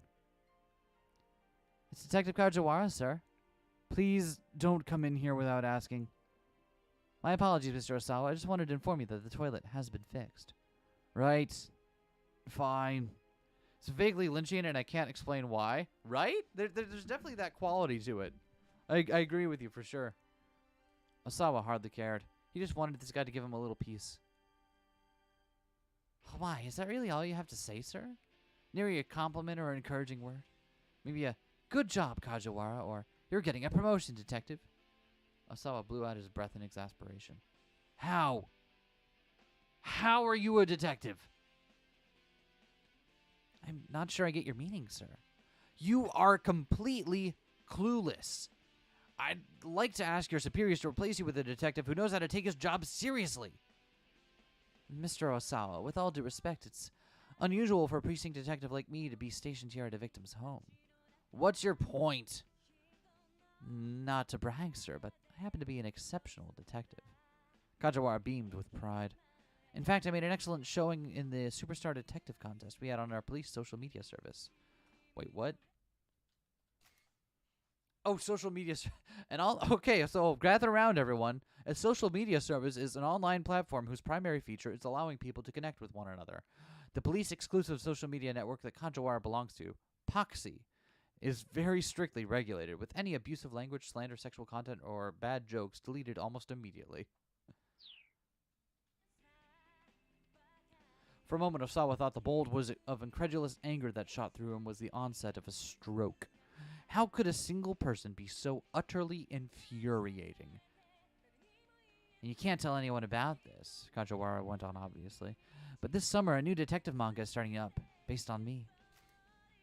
Planned for serialization in the MPD's monthly PR magazine, the chapter titles have already been decided. Chapter 1, The Fabled Detective Kaji. Chapter 2, Kaji Howls at the Sun. Chapter 3, Kaji Rides the Rails. Chapter 4, Kaji at Daybreak. Chapter 5, Detective Kajak. Chapter 6, Kaji, Queen of the Street. Chapter 7, Look Out, Kaji. Chapter 8, Kaji on the Edge. Chapter 9, Dance, Kaji, Dance. And Chapter 10, Space Detective Kaji. And so forth, and so on. I saw a Kojak reference in there. I saw a spat out a peal of feigned laughter. A manga? I tell you all about the plot, sir. Would you like to hear about it? I would not. It's about a telecommuting detective who solves major crimes using just his wits and his computer. Sure you'd like to hear about that, sir. I really wouldn't. I know it may not look it, but I'm pretty handy with computers. Kajiwara's eyes drifted over to Osawa's desktop. His hand darted to the mouse, and in a matter of moments he cleared the screensaver and booted up a web browser. Hey! Osawa barked. Don't touch that! But he was too late to stop the detective. The monitor showed the page for AyaNet, a fan page devoted to Aya Kamiki. Osawa's imminent rage stroke was beginning to make his vision grow fuzzy. You come to this site regularly, sir? Regularly? Yeah, I'm not sure Osawa trailed off, feeling the heat of a blush flare in his cheeks. There's a lot of stuff on this site. Is there a section you primarily spend time on? Well, I mean, for my part, I really only go on the fan forums for folks 40 and over. Aha! With a twinkle of curiosity in his eyes, Kajiwara appeared at the computer screen. Having his privacy invaded to this degree was the ultimate disgrace. All right, Osawa huffed. You're an amazing detective, Kajiwara. Just incredible. I see you in a new light now. Now, would you please get the hell out of my room? He tried to usher Kajiwara back out the door. Kajiwara is either going to pull a massive hero move at some point or turn out to be the mastermind behind the whole situation, or both. There's no middle ground there. Yeah, absolutely. Now, would you please get the hell out of my room? He tried to usher Kajiwara back out the door. All right, sir, the detective said. All right, I understand. I'll leave. But before I do... Kajiwara slipped his hand into his pocket. I don't need a damn banana. It's not that, Mr. Osawa. I have something that may be important to you. He held out a small plastic bag. Inside was a scrap paper of some sort. What is that? Osawa asked. This is what was clogging the toilet, sir. With some hesitation, Osawa took hold of the bag. Huh? That's... The passenger name here is listed as Kenji Osawa.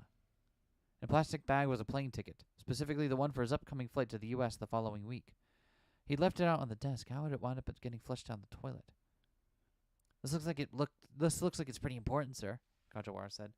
I must say it was pretty careless of you to accidentally flush it. A wry sort of smile came to his face.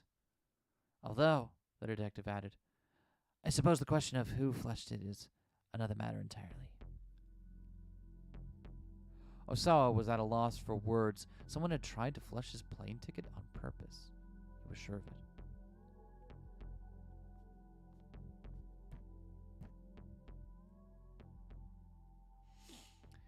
He knocked on the door to Ai's room, but there was no response. It didn't look like she'd gotten back home yet. Osawa let himself in.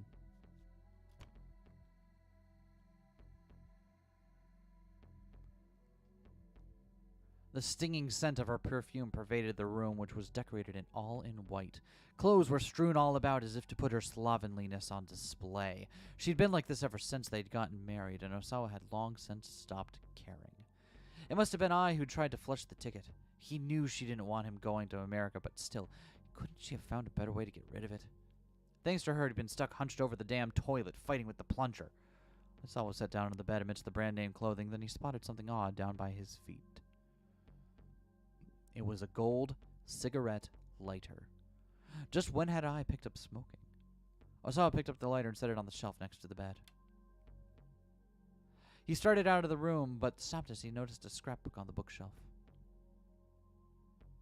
Hey, it says scrapbook on it. Cool. Fudge. I want to read Fudge. What is that one? Chew Need? What on earth is that magazine?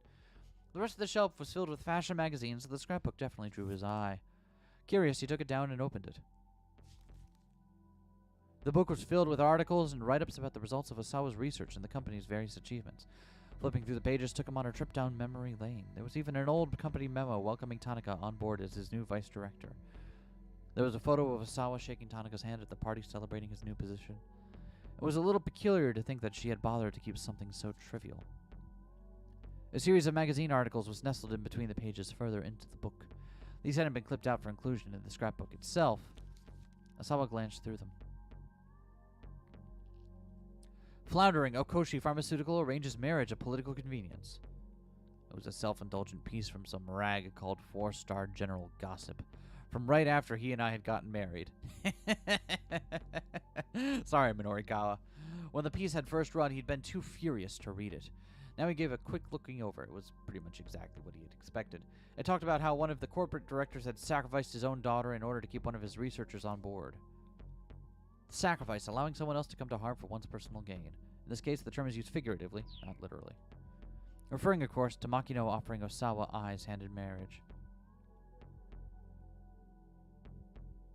Rumors abound of marital strife between the newlyweds. The article went on to talk about how Ai had been dating another man before she and Osawa had gotten married. The whole thing was a bunch of pure puerile rubbish.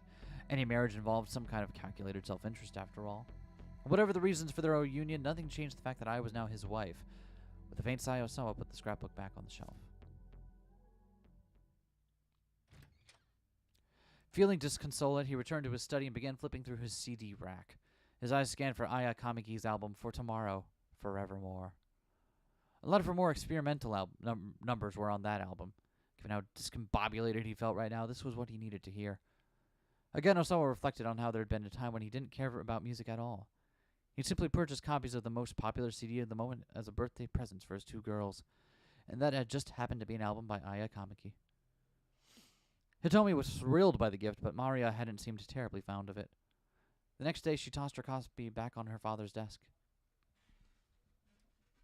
Figuring that throwing it away would be a waste, Osawa had stuck the CD into its computer to give it a listen. He was immediately bombarded by an intense beat bolstered by bold, uplifting vocals. Aya Kamiki wrote her own lyrics, which did a fine job of conveying the emotions of a teenage girl. Osawa could hardly believe it. After listening to just one track, he was well and truly hooked. Before the day was out, he had purchased her entire discography. Huh? He muttered. For Tomorrow should have been in the CD rack, but there was no sign of it. Where the heck is it? Why isn't it here? For a moment he wondered if he was going crazy, and then he remembered it was at the lab. He'd wanted something to listen to on break at work, so he'd brought the album there. Damn it, damn it, damn it. If only it was like 2008 and we could burn CDs onto the computers rather than having to put them in manually into CD players. Ugh. Not being able to listen to it made him want to hear it all the more. It wasn't like he could just go out and buy another copy right now either. iTunes hadn't been invented yet. It's a lie. But he'd just have to borrow the copy he'd given to Hitomi all those years ago. Unable to contain his need to hear that music, he went into Hitomi's room. There he quickly rummaged through the CD rack beside his daughter's bed. Part of him felt like he was being a little sneak thief. According to the email Tanaka had shown him, someone was trying to kill Hitomi. Under the circumstances, he knew that what he was doing was ridiculous, and yet he still couldn't resist the impulse to find this CD. But if his efforts were to no avail, there were no Aya Kamiki CDs in the rack at all.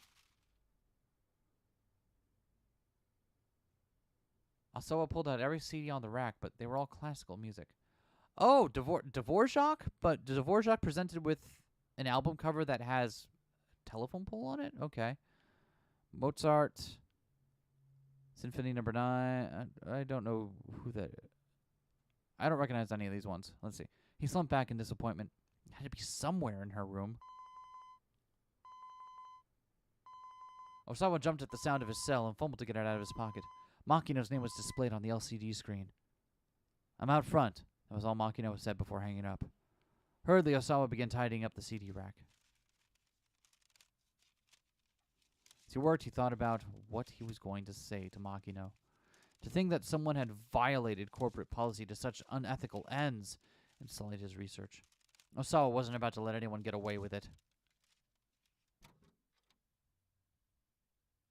And yet he was about to leave Hitomi's room. A sudden uncertainty gripped him. He hesitated. Did he have any right to condemn Makino for running trials in secret? His hand began to sweat as it gripped the doorknob. No, he didn't. How could he? His hands were dirty in all this, too.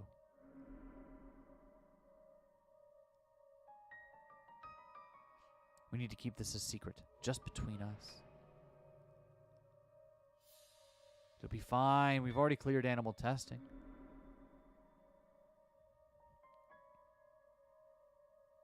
The memories hovered. Osawa himself had already administered the antiviral to someone, hadn't he? It was the only way. What'd you do, my dude? Muttering to nobody in particular, Osawa trudged toward the front door of his house.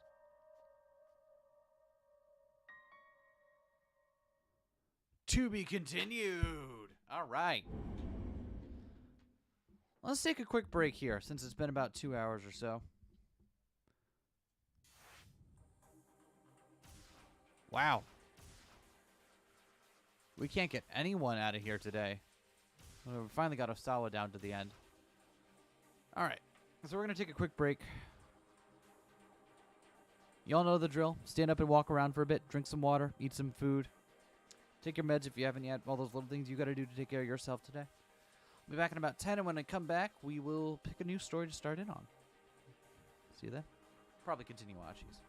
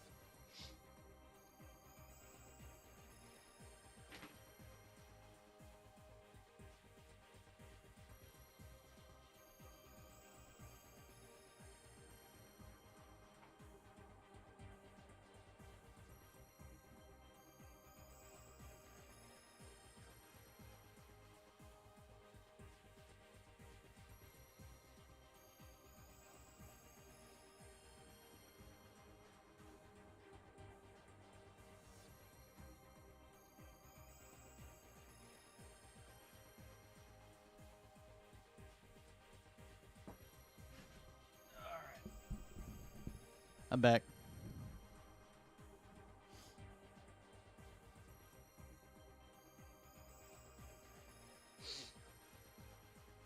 All right. Let's get back to it. Let's see. Who...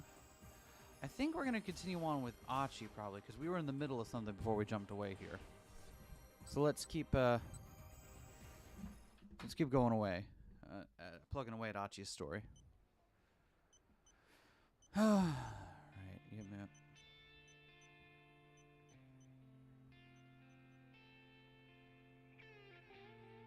Unless she was... There was no way a mild-mannered young lady like her could be dating one of her father's co-workers, was there? Unless she was all about finding herself a sugar daddy. No, he was being ridiculous. Achi banished the thought from his mind. Besides, Hitomi's personal life wasn't the problem right now. The problem was that psycho with the cane and the gun. Is something wrong? Hitomi asked. She'd finished sending her email. Oh, no, nothing. Nothing at all. Achi did his best to look nonchalant. It was a good thing she couldn't read his mind. Ah!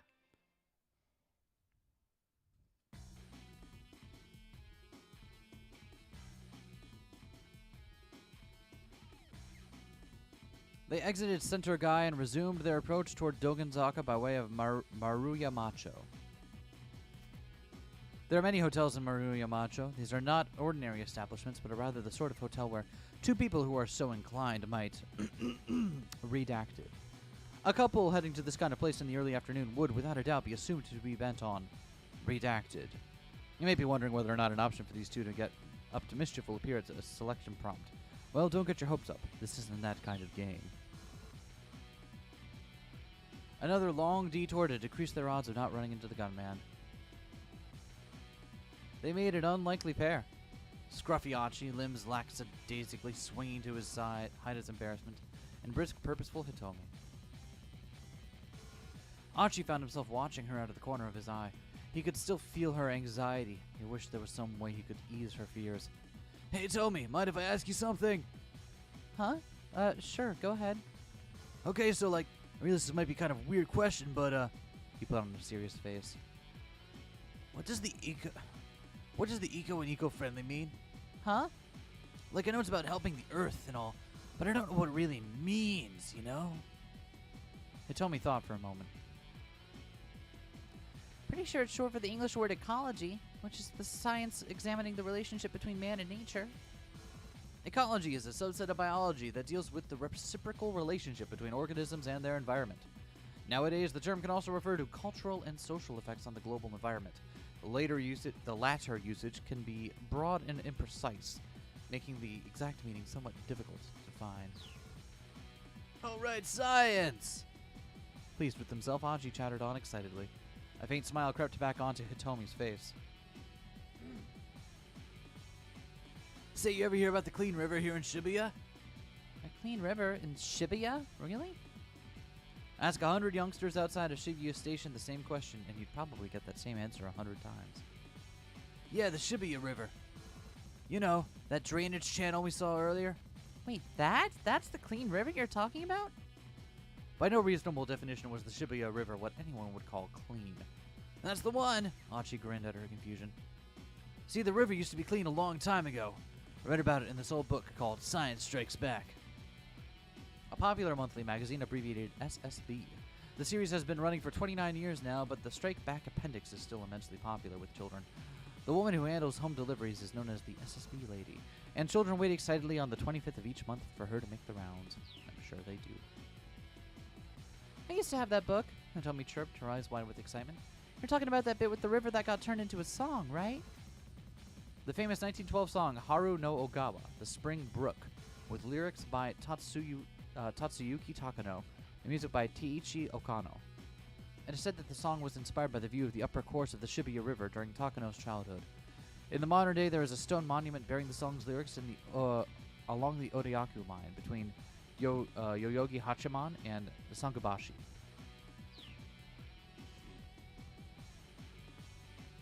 Yeah, that's the one. You read it too?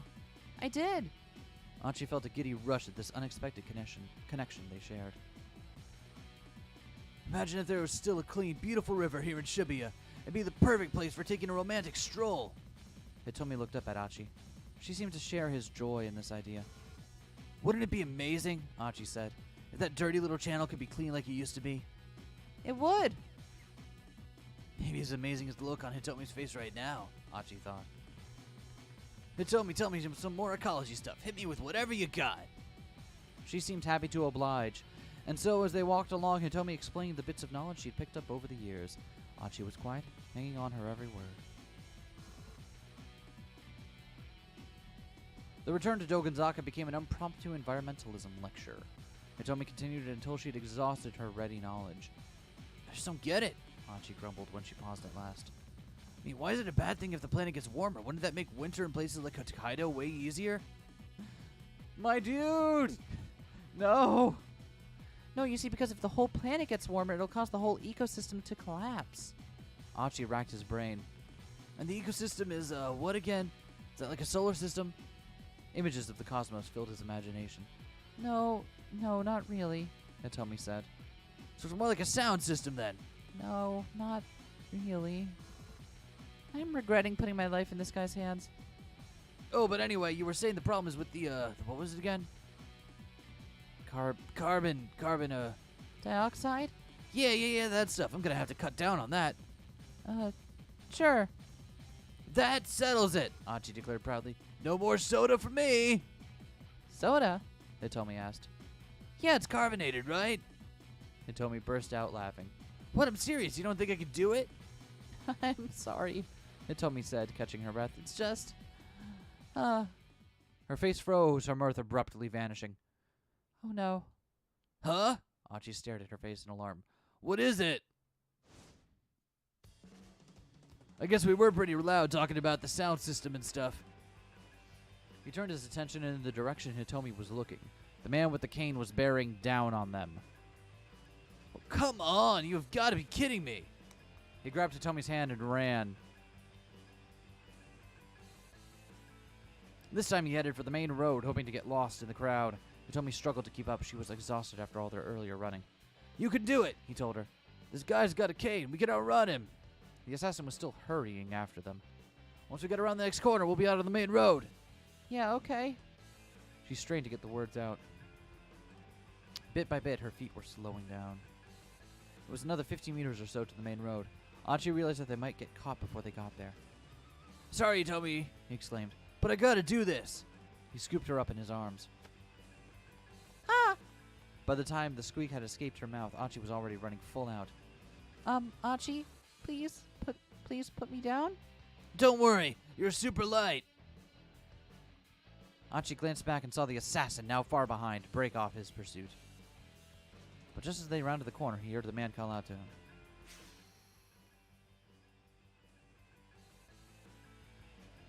Achi almost stopped on reflex. Hold on, did he just shout my name? How the heck does he know my name? Quaking with unease, Achi slipped into the crowd. Guy who's obsessed with eco-friendliness has no idea what ecology means. I mean, I can see like a person who like understands at the base level that on like a base level that littering is bad and they don't want litter to be around, but not understanding the broader implications of environmentalism. You know what I mean? That definitely fits with like my vision of Achi here. Achi, could you please set me down now? A meek voice pulled him from his panic. Huh? He looked down at the girl in his arms. People in the crowd all around them were watching and chuckling. I mean, I'm really happy you saved me and all, but, being carried around like this is, Hitomi was blushing beet red, but Achi's expression had gone pale. Is that the scramble they're at right there? Achi, wait. Had he really heard that right? Was that what it? That's what it had sounded like. He set Hitomi back on her feet, then used his shirt sleeve to wipe the sweat from his face. You okay? Hitomi asked. When we were running just now, did that guy say anything? Not that I heard, no. Huh. Had he just imagined it then? Maybe. Achi was sure he didn't recognize the man. There's something weird about that guy, though. Hitomi murmured.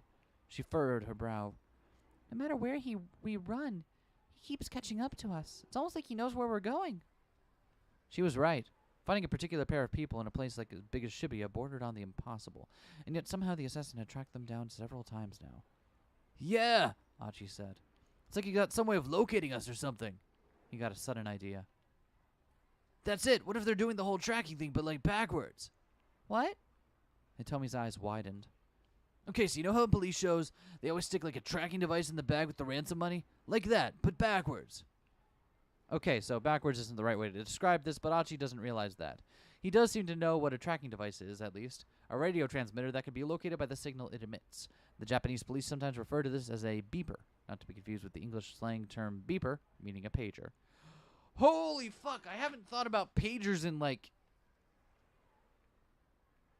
God, years?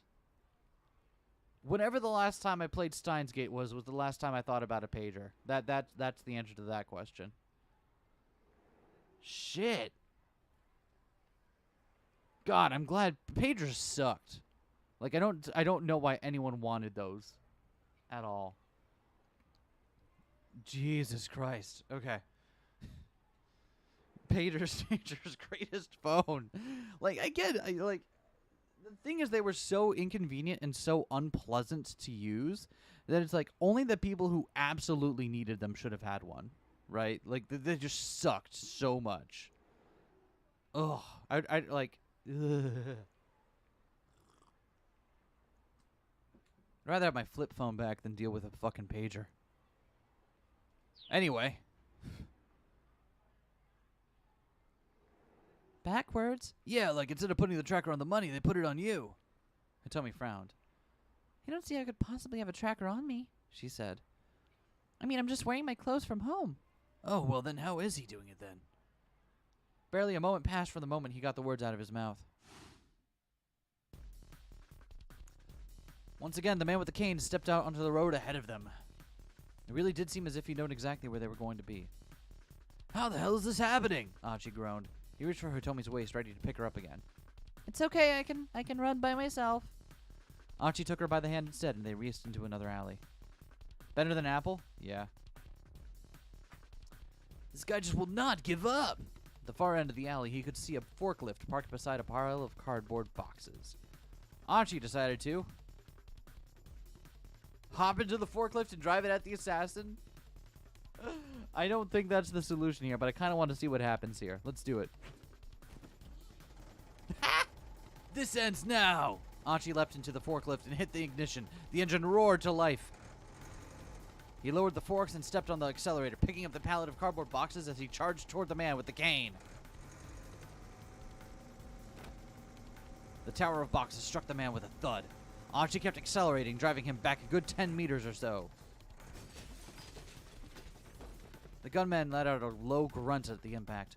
Archie then hit the brake, shifted back into reverse, and hit the gas again, backing up as fast as he could. Of course Archie is forklift certified. Of course he is. The boxes crashed down in a heap, burying the assassin underneath. Several small bottles spilled from the broken cardboard and shattered on the pavement. Hey, what the hell are you doing? A middle-aged man in a sanitation uniform had come running at the sound of the forklift. Sorry, man, gotta run. Archie exclaimed as he jumped from the vehicle. And don't forget to recycle that glass. Wait, was that's gonna be the fucking burning hammer that they're chasing after, isn't it? Shit. Alright, well. He took Hitomi's hand and sprinted away down the alley. The sanitation worker glowered after him, then turned and gazed despondently at the jumbled pile of boxes and broken glass.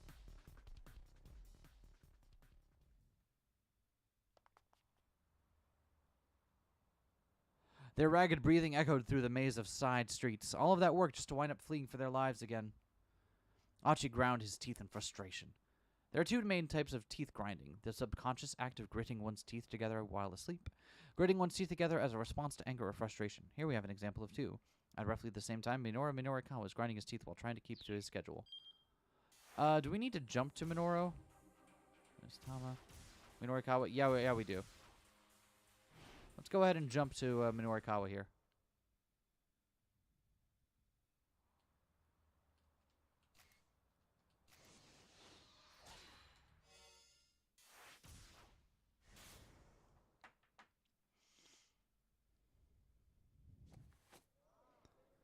Minorikawa took a look at his wristwatch and gritted his teeth. By the way, just what sort of impression do you have of this wristwatch? Just respond with whatever happens to come to mind. I guess it's legible. I like that. I like that the date on the watch is correct as well. The day is set to the 28th. Good touch. It's fine. I think it's a bit too fancy for my taste, but whatever. Damn, is it that late already? He needed to head for the sales demo. The surveillance camera article wasn't done, but he'd just have to leave it where it was for now. As he was slipping his laptop back into his bag, his cell phone rang. He looked at the screen and saw Chiaki's name listed as the incoming caller. Was she done with her interviews? Hurriedly, he picked up. Chiaki, how's it going? Several wet sniffles came through the receiver. Hey, are you crying? It's no use. Chiaki's voice was indeed punctuated by sobs. People won't stop to talk no matter how hard I try. Oh, come on! This again, really? I can't do it. Don't worry about paying me. Just please let me go home. Minorikawa was already operating on a too tight schedule. He didn't have time to worry about Chiaki on top of it all. Look, just slow down and take a breath and keep at it a little longer. He should have seen this coming when he first called her. Her shyness was practically pathological, but if he cut her loose now, all his frustration would be for nothing. I can't do it. Chiaki whined again. I'm sorry, I really am.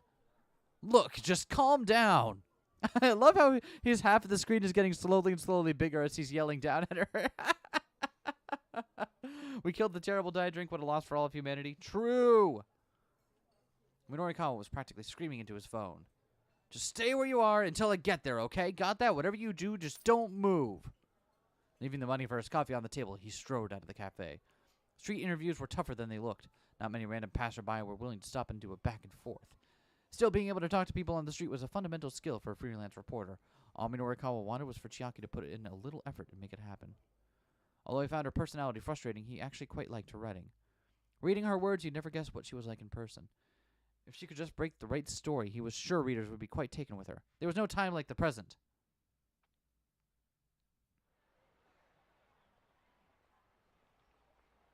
The plaza outside Shibuya Station was as crowded as ever.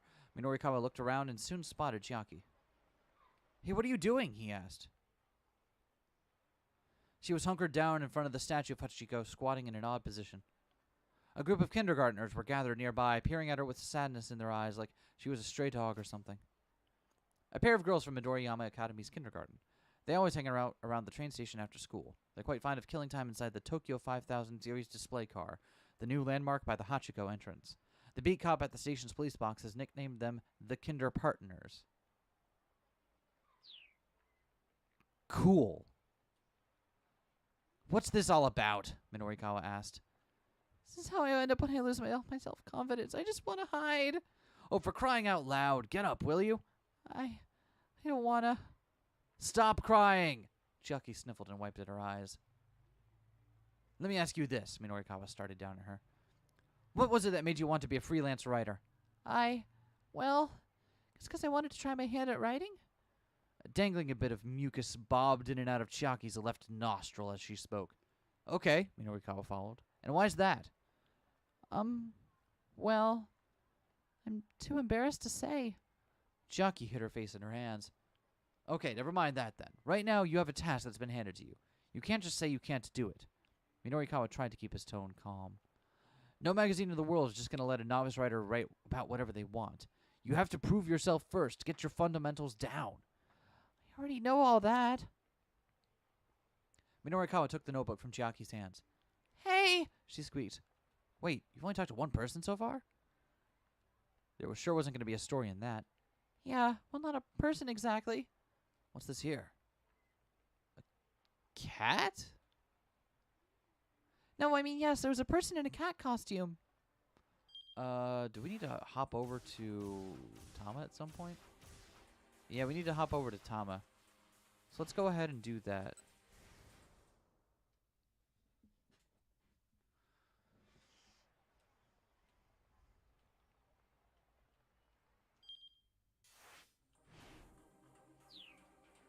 Oh, hold on.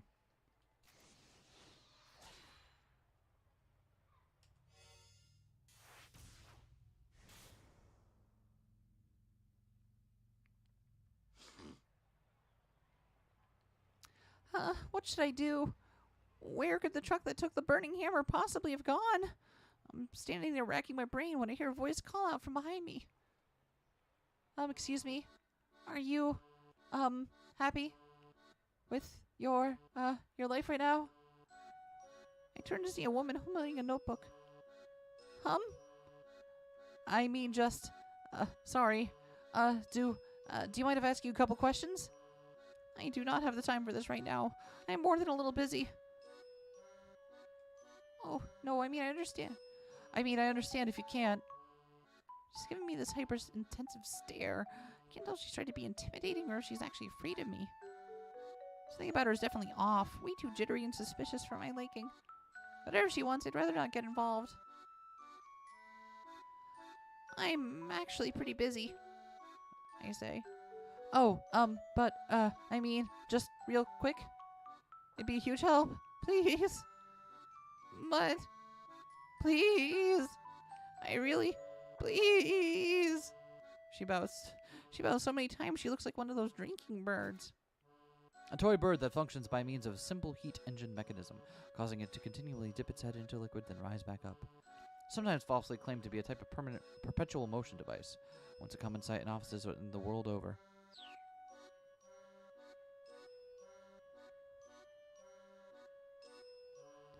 So if we ignore her, that's almost surely going to fuck up Minori Kawa's route, so let's help her out. I can't help but feel bad for this poor girl. I guess I can give her at least a few moments of my time. Alright, but please make it quick. Oh, thank you. Thank you so much.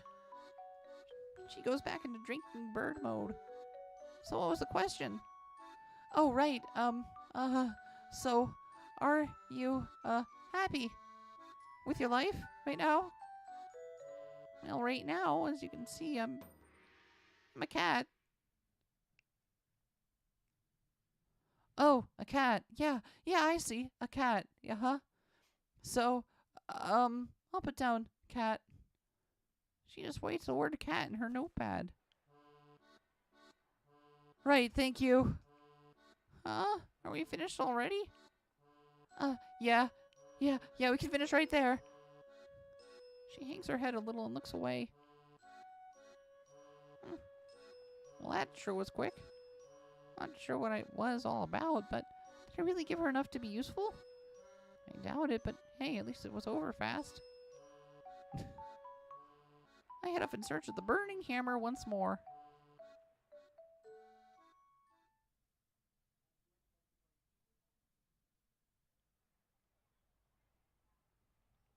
No matter where I wander, though, I don't spot the truck anywhere. There's only 15 minutes before the demo's supposed to start. Better make my way back to the venue. Maybe Cheery had better luck on her search. Back at the break room, I'm met by Mr. Yanagashita, who positively radiates despair. Did you find it? I'm sorry. I tried. Yanagashita's shoulders slump further at my response. Have you heard from Cheery? I ask. No, nothing yet. I guess she's our last hope. All of a sudden, Mr. Yanagashita holds up a pendant. The situation's rough. I'd like you to wear this. It's a miracle stone like the one I saw back at the storeroom earlier. This ought to kick your luck up a notch. Now I see that Yanagashita is wearing another miracle stone around his own neck. He's one bit of sham merchandise to help find another. Nice. This is the pinnacle of pitiful. That's what this is. Hurry up and put it on before the luck runs out. Mr. Yanagashita's eyes are all bloodshot. Something tells me that refusing his request wouldn't be wise right now. After a moment's hesitation, I take hold of the pendant. The stone is bright blue and glittery. Is that Cheery? Mr. Yanagashita squeaks. He whips out his phone. No, sorry. He mutters after listening for a moment. I think you have the wrong number. I guess it isn't Cheery after all. Okay. And yet he stays on the line. Huh? Really? His tone suddenly does a complete 180. Yes, please. Thank you so much. As soon as he hangs up, Yanagashita strikes a victory pose. It's a miracle. Burning Hammer is back, baby. Huh? The recycling guy realized his mix-up and returned the boxes to the loading dock. Whoa, for real? You girls did great. Thank you. From the bottom of my heart. Never seen someone come so close to literally jumping for Oh, wait. I've never seen someone come so close to literally jumping for joy. I'm gonna go prep the demo room. Tama, you go bring the burning hammer inside. With that, Mr. Yanagashita practically flies out of the room. No way, I murmured to myself. This thing didn't actually work, did it? I examined the miracle stone more closely. This looks like some kind of toy jewelry. Wish that I actually get paid my 20,000 yen. Hey, it's worth a shot. The miracle stone still clutched in my hand. I hurried out to the loading dock.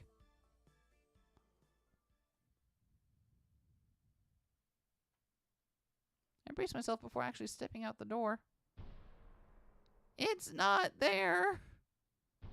Where is it?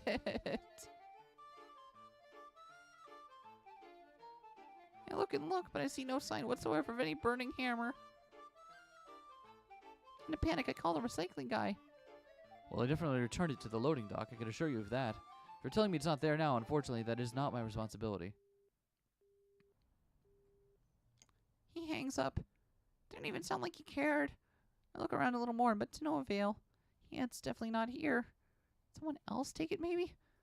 I hang my head in dismay. A middle-aged man in a sanitation uniform passes by, hauling a big garbage bag. He flashes at me a curious look. What do we do, Tama?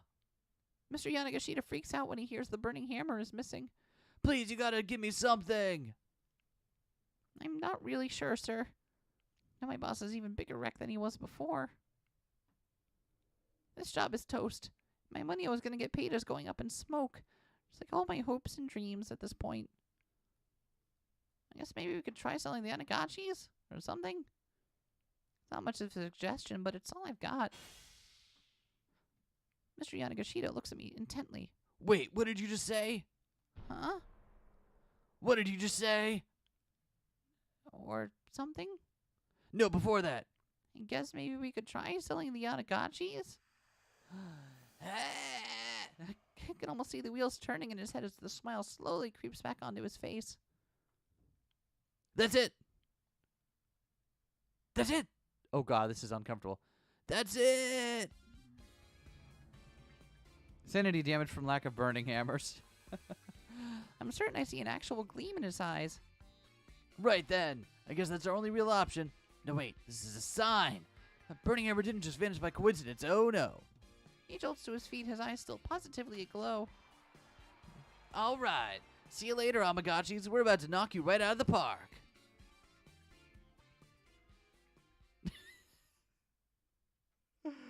This game is incredible. I probably don't need to tell you about how the event goes down. We don't manage to sell even a single Anagachi. Turns out people are really creeped out by eels, and our customers have no problem letting us know that, very impolitely, I might add, as they storm away in a huff. But Chiri said she liked eel salt broiled in sushi. I hear Mr. Yanagashita mutter to himself as they get ready to leave. If only we hadn't lost the burning hammer, things would have gone so much differently. Or no, maybe they have gone pretty much the same. You know, I probably should have listened to my gut earlier. Agreeing to take on this job has brought me nothing but trouble. It's incredible how this kept up such a high quality of faces so consistently. I know! So...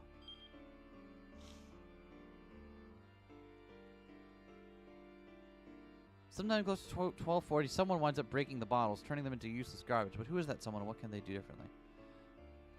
Right, okay, so that's going to be Achi, right? Over here where we make the,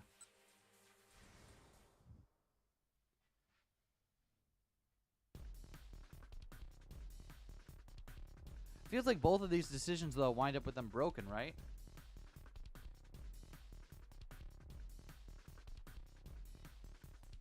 Like, if we throw the boxes, then that's still going to wind up with them broken, right?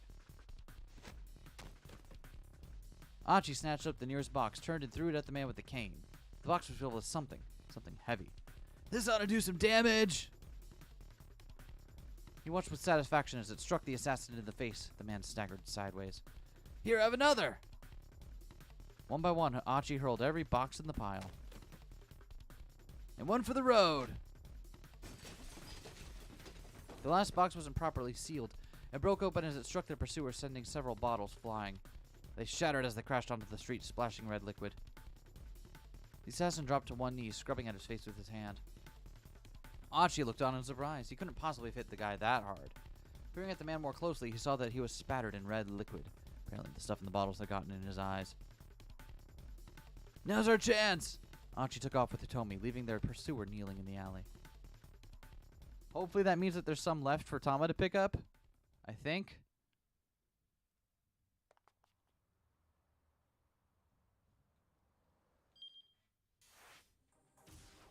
Okay, cool. That did change Tama's ending there. So that's what we needed to know.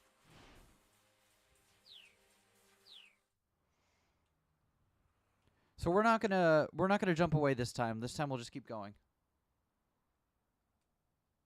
Hitomi, I'm so sorry. Hitomi was nonplussed. Sorry, whatever for? I keep saying I'm gonna help you, but instead I just keep putting you in danger. Archie, no. If you hadn't been with me, I'm sure it'd already be dead. No! Archie hurried to cut her off before she could finish. Don't go there, please. He sighed and then spoke again more quietly. I just want to help you. Clenching a fist, he looked up at the sky. A tiny sliver of blue was visible through the narrow gap between the buildings. Hitomi hung her head. Honestly, I can hardly believe how much you've done for me. I do appreciate it, but still, the lengths you've gone to. Archie looked at his feet and then drew himself up. Well, admit it's not just because of some gut instinct or your love for the environment, he said. There's another reason I'm doing this. There is. Archie paused, searching for the right words. I've got a little sister. Her name's Suzune. She's cute and smart, kind of the exact opposite of me, you know. His voice took on an uncharacteristic solemnity. But she's got a weak heart, so she's in the hospital. Oh, I'm so sorry to hear that. But what does that have to do with wanting to help me? Back when Suzune was first admitted, I'd go and visit her every day. But she,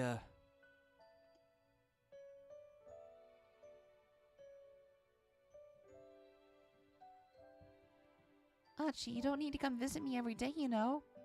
The quiet hospital room made Suzune's voice sound all the more frail. What are you talking about? Archie said. You know I'm worried about you. I'll be fine on my own, really. Archie had heard that line before. The more she insisted she was fine, though, the more reluctant he was to leave her. Besides, aren't you the amazing guy who helps hold Shibuya together? I need you out there. Archie didn't know how to respond to that.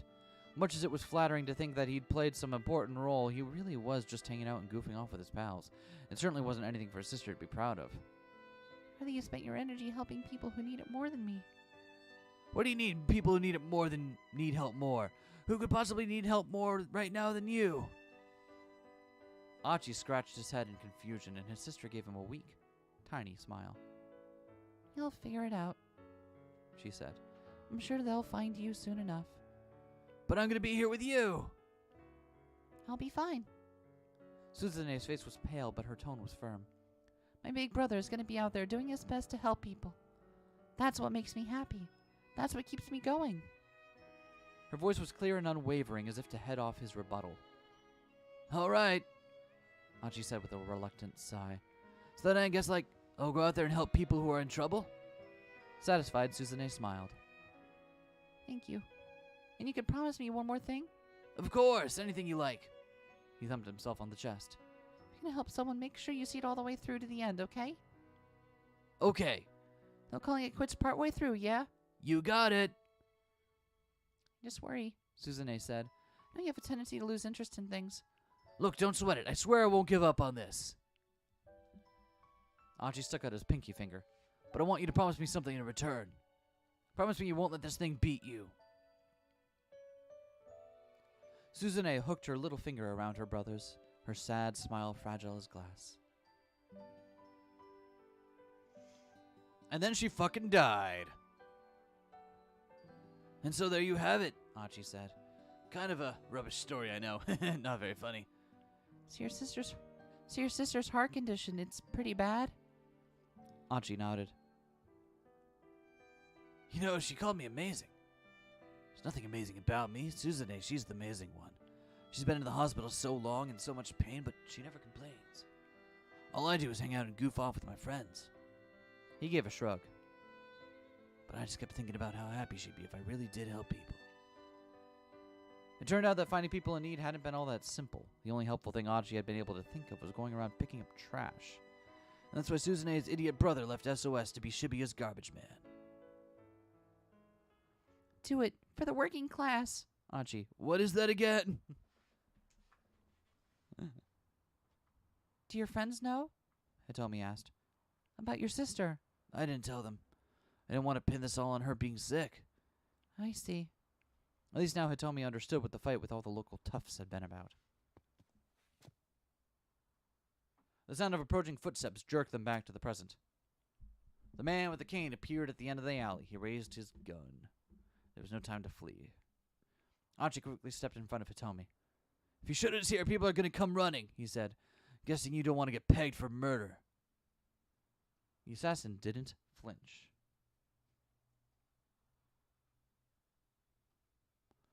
Stay out of my way, Archie.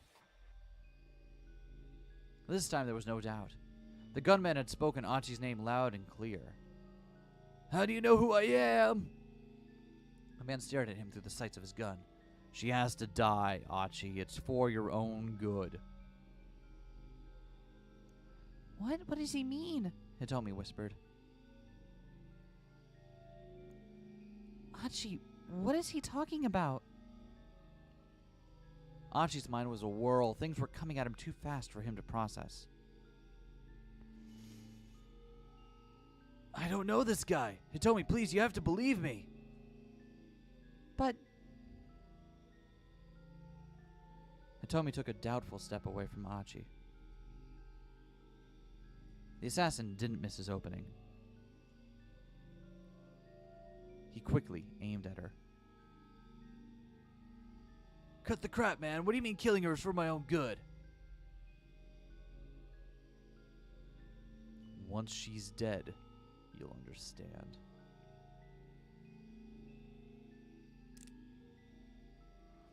The gunman's finger tightened on the trigger.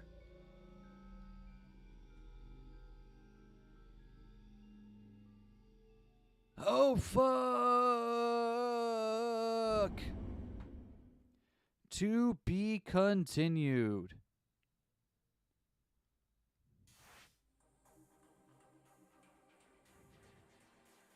Well then, so we made it to the end of Archie's route for this hour. Let's see, we could probably finish Tama off now as well. Kana, we haven't found a way to get through. Minorikawa, let's finish up with Minorikawa here, because we kind of just jumped from the person in the cat suit without really, making stopping to, look at it.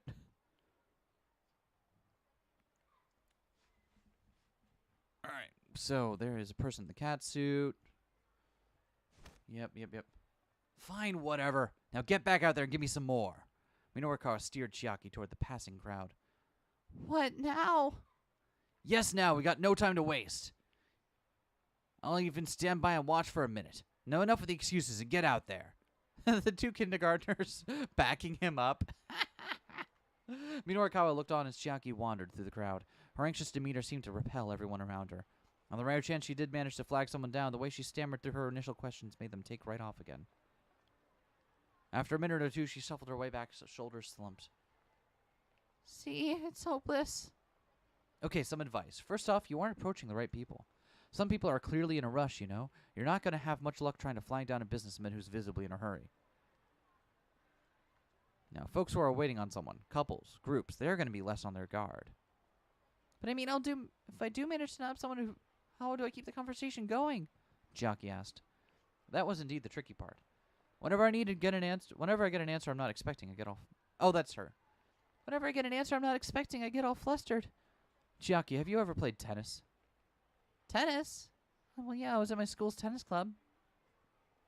She struck Minorikawa as being more the manga club type, but that was neither here nor there. Okay, that'll make this simpler.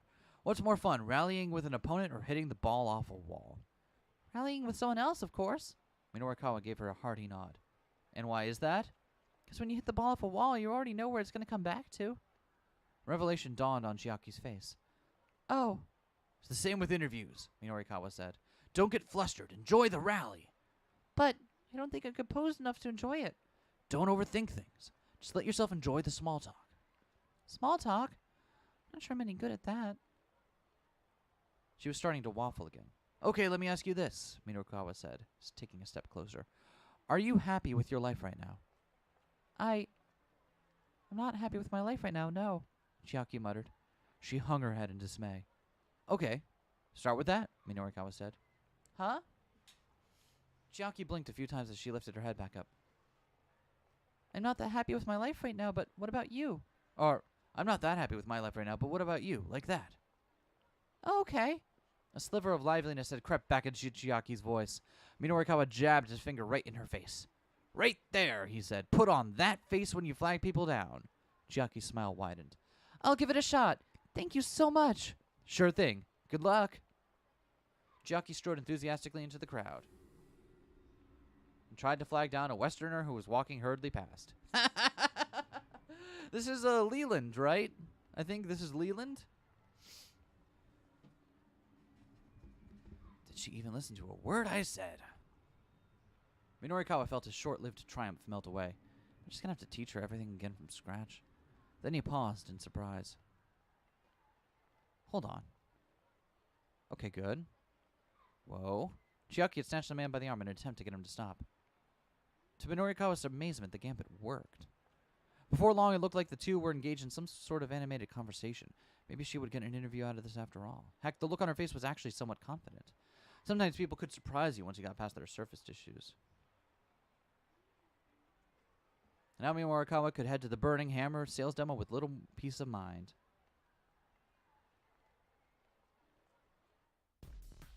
Speaking of which, crap, what time is it? In a panic, Minorikawa checked his wristwatch. Think about this wristwatch. That will tell you what you think about the opposite sex and whatnot. Really? Is that how that works?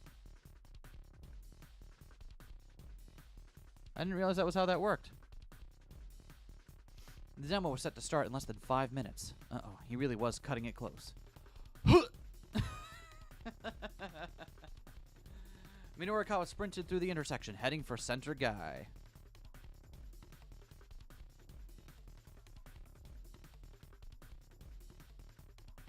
To be continued.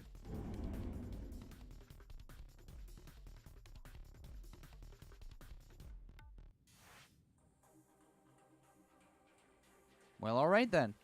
It looks like we made that one in time. What else we got here? I have no idea how to avoid Kano's bad end here.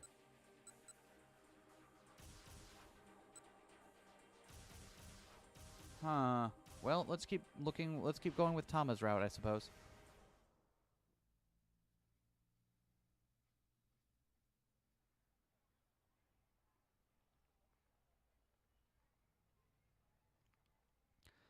No matter where I wander, though, I don't spot the truck anywhere. It was only 15 minutes before the demo's supposed to start.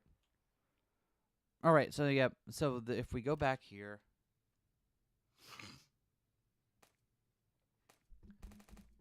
and we didn't find it, but the luck stones, and then we're gonna go back out and check, and maybe they'll be okay this time. Wearing his witch watch on the side that some people consider gay for some reason. Is that how that works? Maybe. I'd believe it.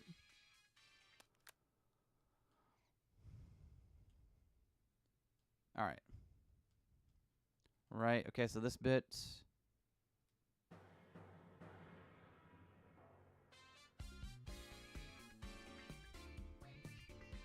He's going to do his dance.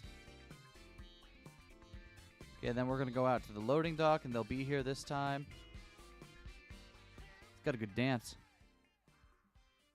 No way, I murmured to myself. This thing didn't actually work, did it?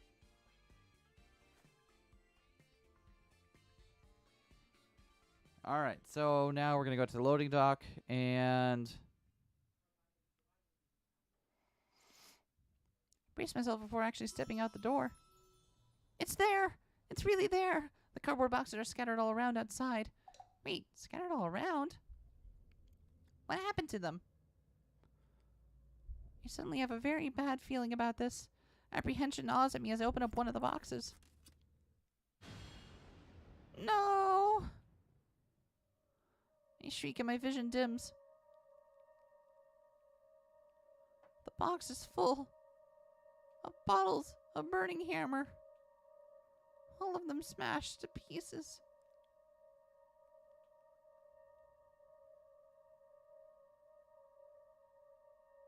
I don't know how there's any other decision to make. Oh, to be continued. Okay.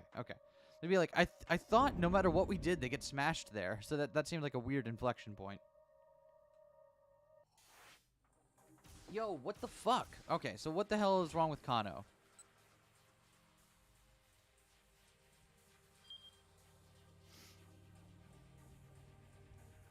If that father-daughter duo hadn't shown up, a certain someone needs to give those two some better advice.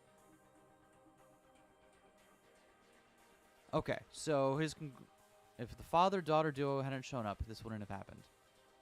A certain someone needs to give those two some better advice, and a certain other someone needs to meet up with them outside his or her house. Okay, so they need to go back home rather than staying where they are.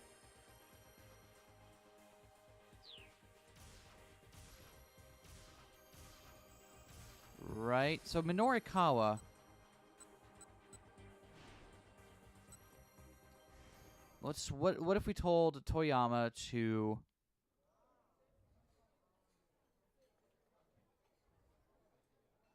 get back to the office ASAP? The office, but they'll find me there for sure. Toyama's voice was a little more than a pathetic whimper. Just a little bit of reverse psychology. The last place the debt collectors are going to think you went back is back to the office, right? I see, Toyama said. He sounded impressed by the suggestion. For now, just stay hidden until I can get these articles finished. All right, Toyama said weakly. He hung up. Minorikawa let out a deep sigh, then turned back to his laptop. Okay. So that should be...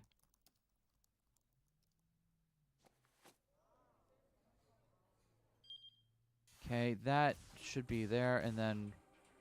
What else can we do differently?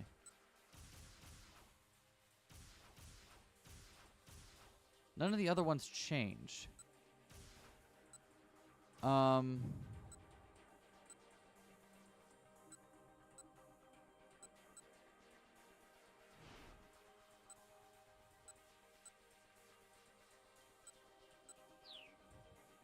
what was the other part of it? A certain someone...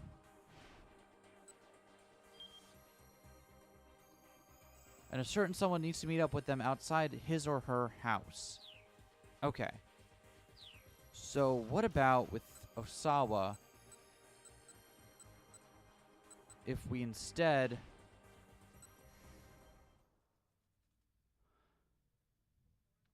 What if instead here...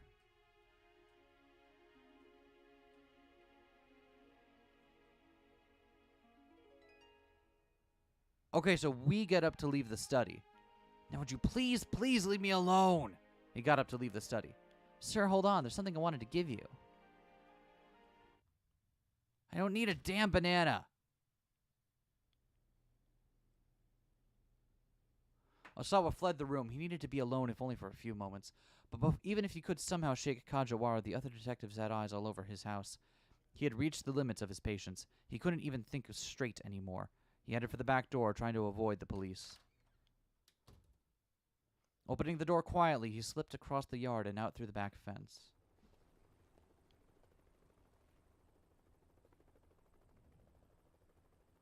He didn't want to venture too far from the house. He found a tiny alley and took cover there, thankful for a few moments to himself at last. While there, he caught sight of a man and a young girl, a father and his daughter, passing on the main road. It looked as if they were running from something. The man glanced anxiously back over his shoulder, dragging his daughter by the hand. Osawa watched absently as the pair rounded a corner and disappeared from sight.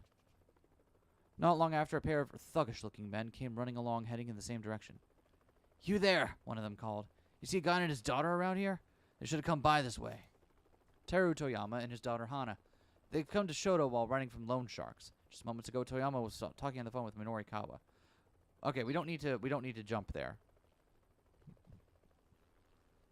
There was a hint of menace in his voice. Osawa feigned ignorance. Don't think so, no. Come on, Yutaro, let's go, said the older man. All right, replied the other. The two dashed off in the direction the father and daughter had gone. Osawa took several long, deep breaths. Managed to calm down slightly, but the worry gnawing away inside him still lingered.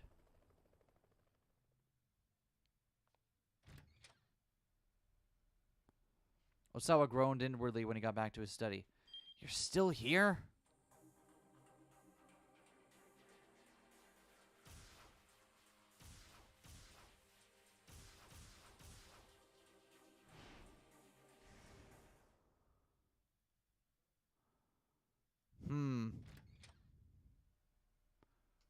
So this is... Yes, sir. I still keep eyes on you after all. Believe me, it shows. Mr. Osawa, if you're going to go outside, I'd appreciate it if you let me know first. What? Had Kajawara realized he'd snuck out of the house? But more importantly, Kajawara reached back into his suit pocket. I've been meaning to give this to you. Alright, so this is the same from here, right?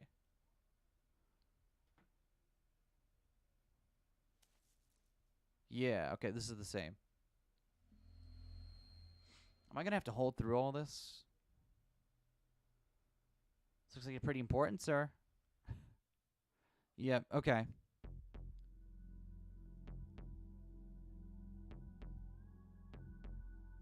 Someone had tried to flush his plane ticket on purpose. Yep, okay, so then we're going to go try to be alone, but we want music, but we don't have the music. So we're going to, alright, we're going to go through Ai's room. Yeah, okay. This is all the same on Osawa's route from here, it seems. The stinging scent of her perfume pervaded the room. Nice.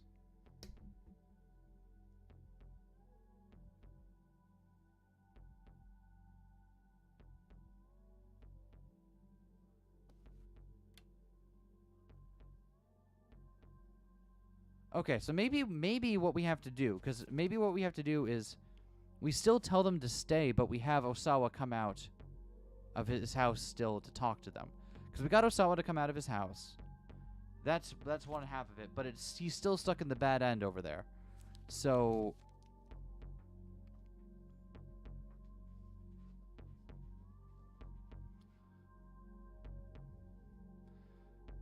that's got to be it, right?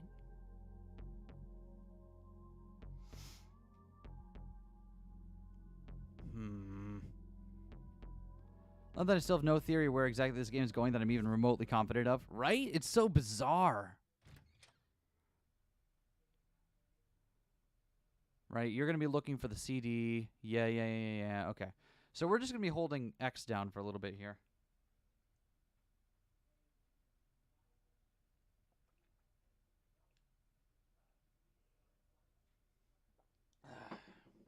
So I'll drink some coffee.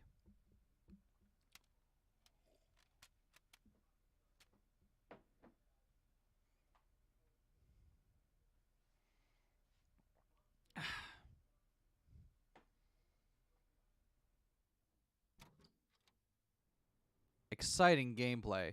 I'm not going to reread everything here because this is literally the same as the last time I read it, but it's a little annoying that we have to pump through it all again.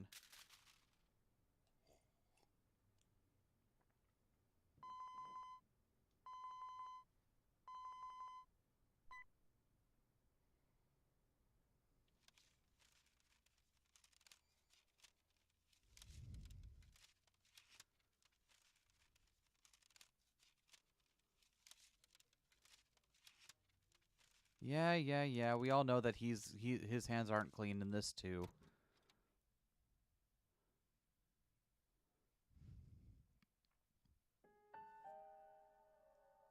So, how come this isn't the first thing that came to his mind earlier when he was thinking about, like, oh, what could I have done?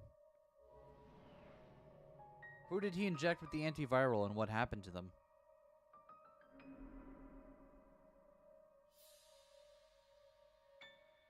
This is truly the zero escape of FMV. It really is, although there is very little FMV in this.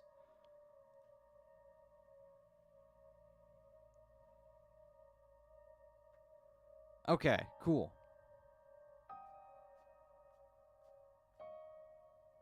Yeah, get out of here. Do your thing, buddy.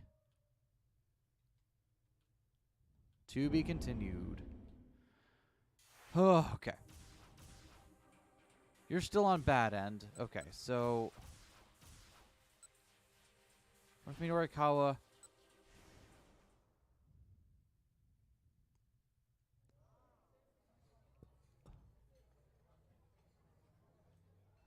Hold on, there was other thing we can try. There's one other thing we can try. Back in Osawa's thing, we could jump from here if we want. I wonder if this brings us somewhere new. Opens up a new scene or something.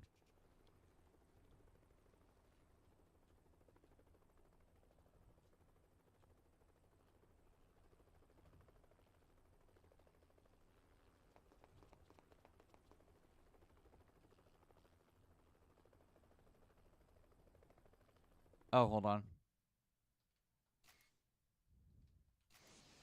There we go. Does this unlock something new? No, this just brings us here. Okay.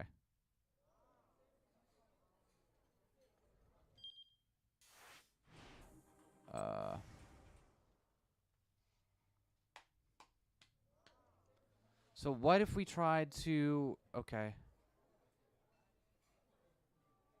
Stay where you are. Keep your head out of trouble.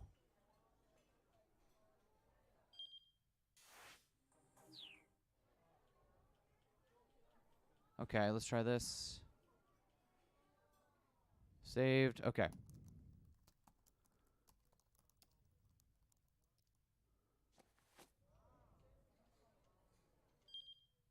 Did that change anything? Okay, that gives us a different thing with Osawa over here. So what happens when you sneak out now?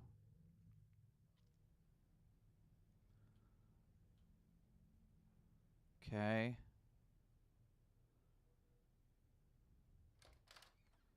And...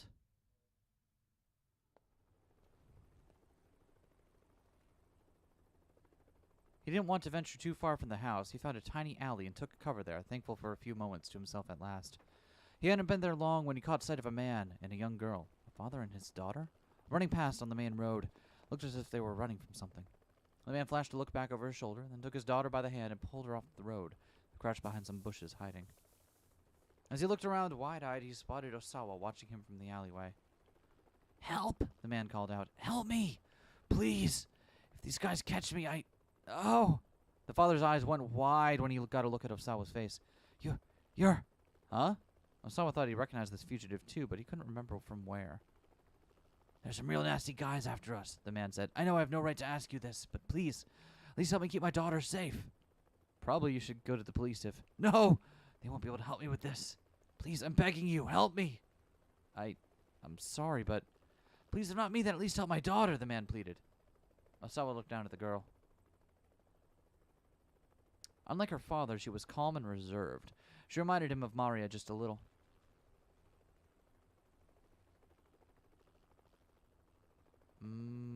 Let's help them evade their pursuers. Osawa couldn't just stand idly by. He needed to help them evade their pursuers. All right, follow me. Thank you so much. He led the two back to his house and into the storage shed out back. You can lay low in here for a while, if you like, he said. The shed was fairly large. There was plenty of space for the man and his daughter. I'm so sorry, the man said. Not sure I could possibly thank you.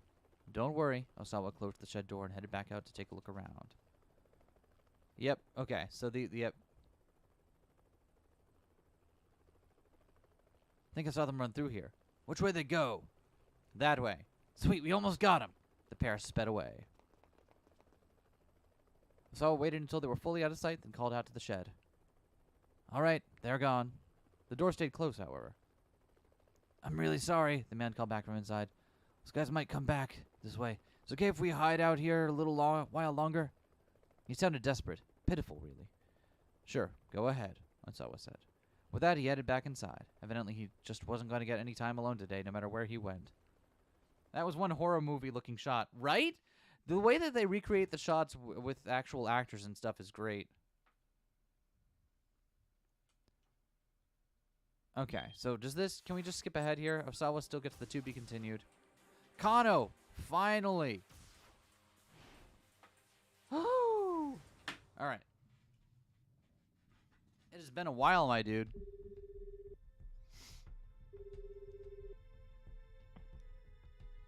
The two detectives took up position on opposite sides of the plaza.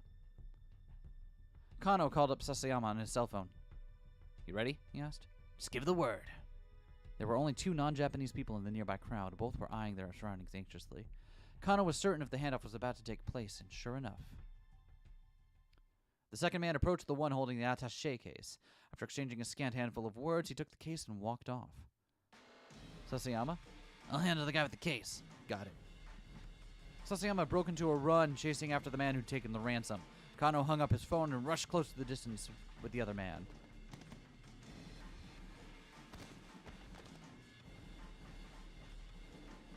You there, stop where you are! The suspect turned, and Kano recognized his face. He was indeed a member of the foreign crime syndicate that operated in Shibuya. Is the hostage safe? Kano demanded. The man's only response was an unsettling grin. Answer me! But though he repeated the question, the man remained silent. Kano. Let's check in with Sasayama. Kano took out his phone and checked in with Sasayama.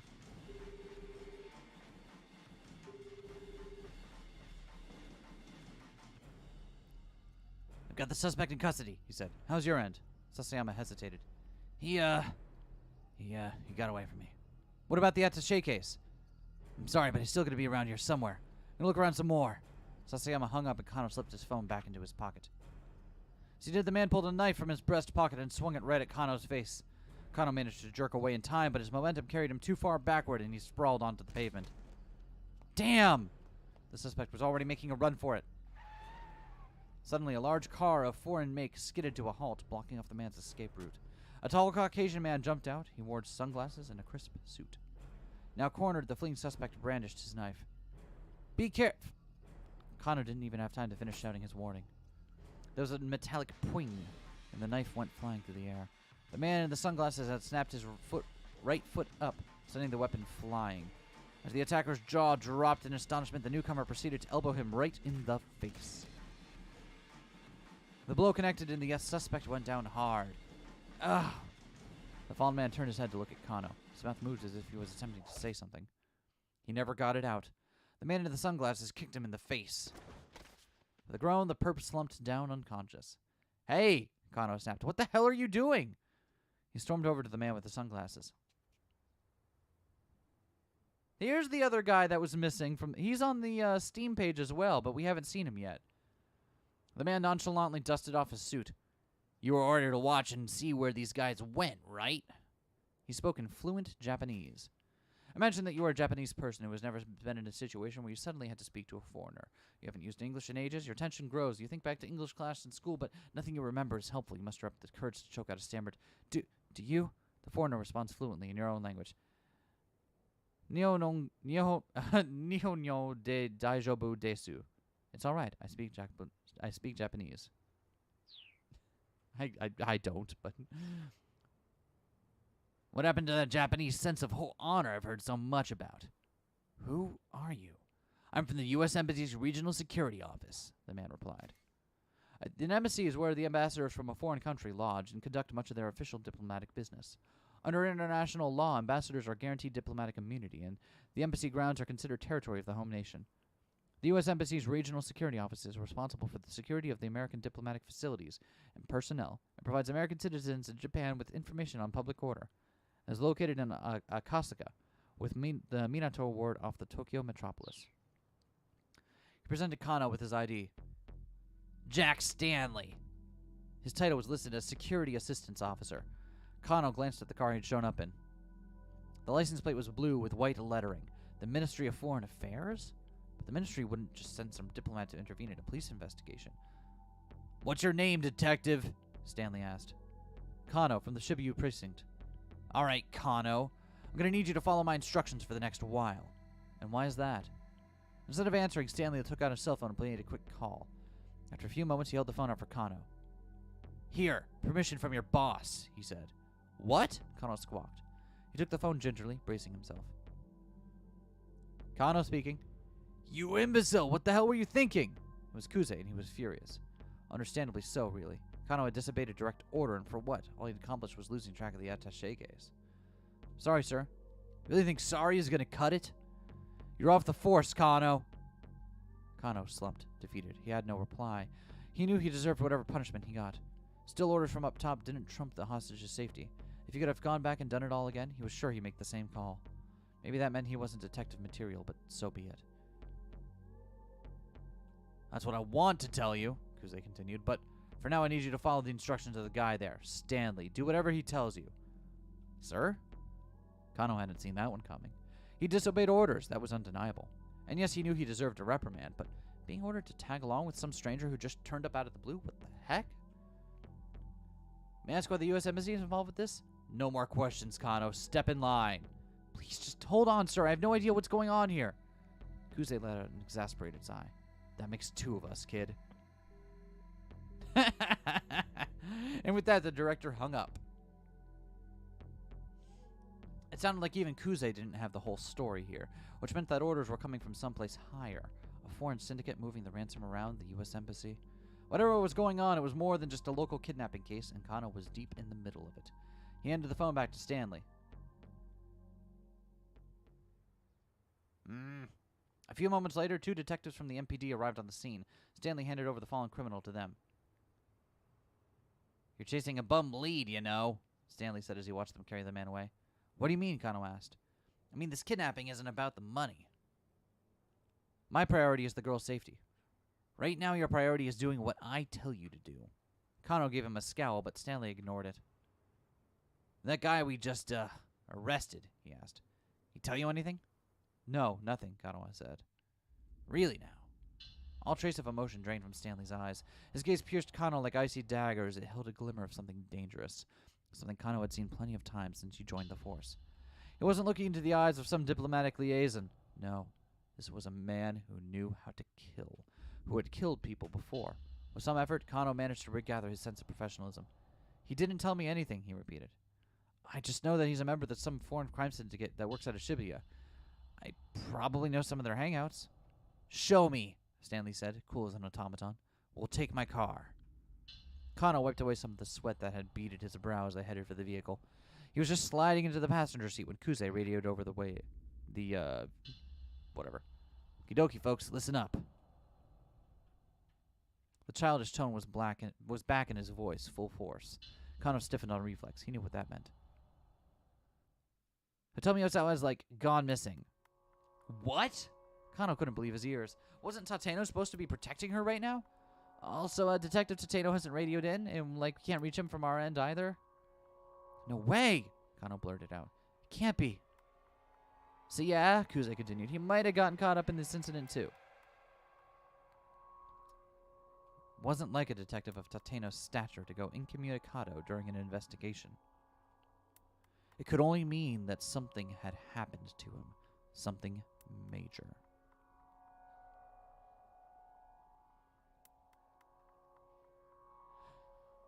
To be continued.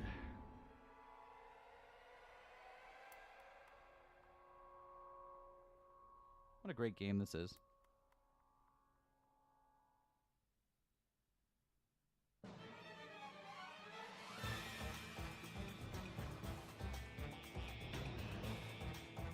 That was sarcasm, wasn't it? Time's up. I'll pay you double what they're worth. Any evidence has been covered up. What a fucking great game this is.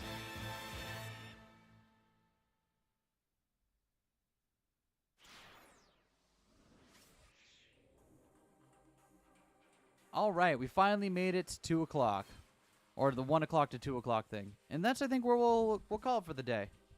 I don't know what time this game goes until. I should look that up. Thanks for coming out, everyone. I'll be back tomorrow with more Toho practice and more Shibuya. There's a new episode tomorrow, 2 Queers Play. It'll be the final episode, second of 2 of our playthrough of Mr. Rayner's Solve It service. Which I hope you look forward to, because that game is fucking wild. I love that game. If you haven't seen any of the Ether Rain stuff we played on the channel, it is well worth your time to check out. That's what I got. I'm gonna go like take a nap or something. Cause I was up really late reading the new Other Side Picnic novel. So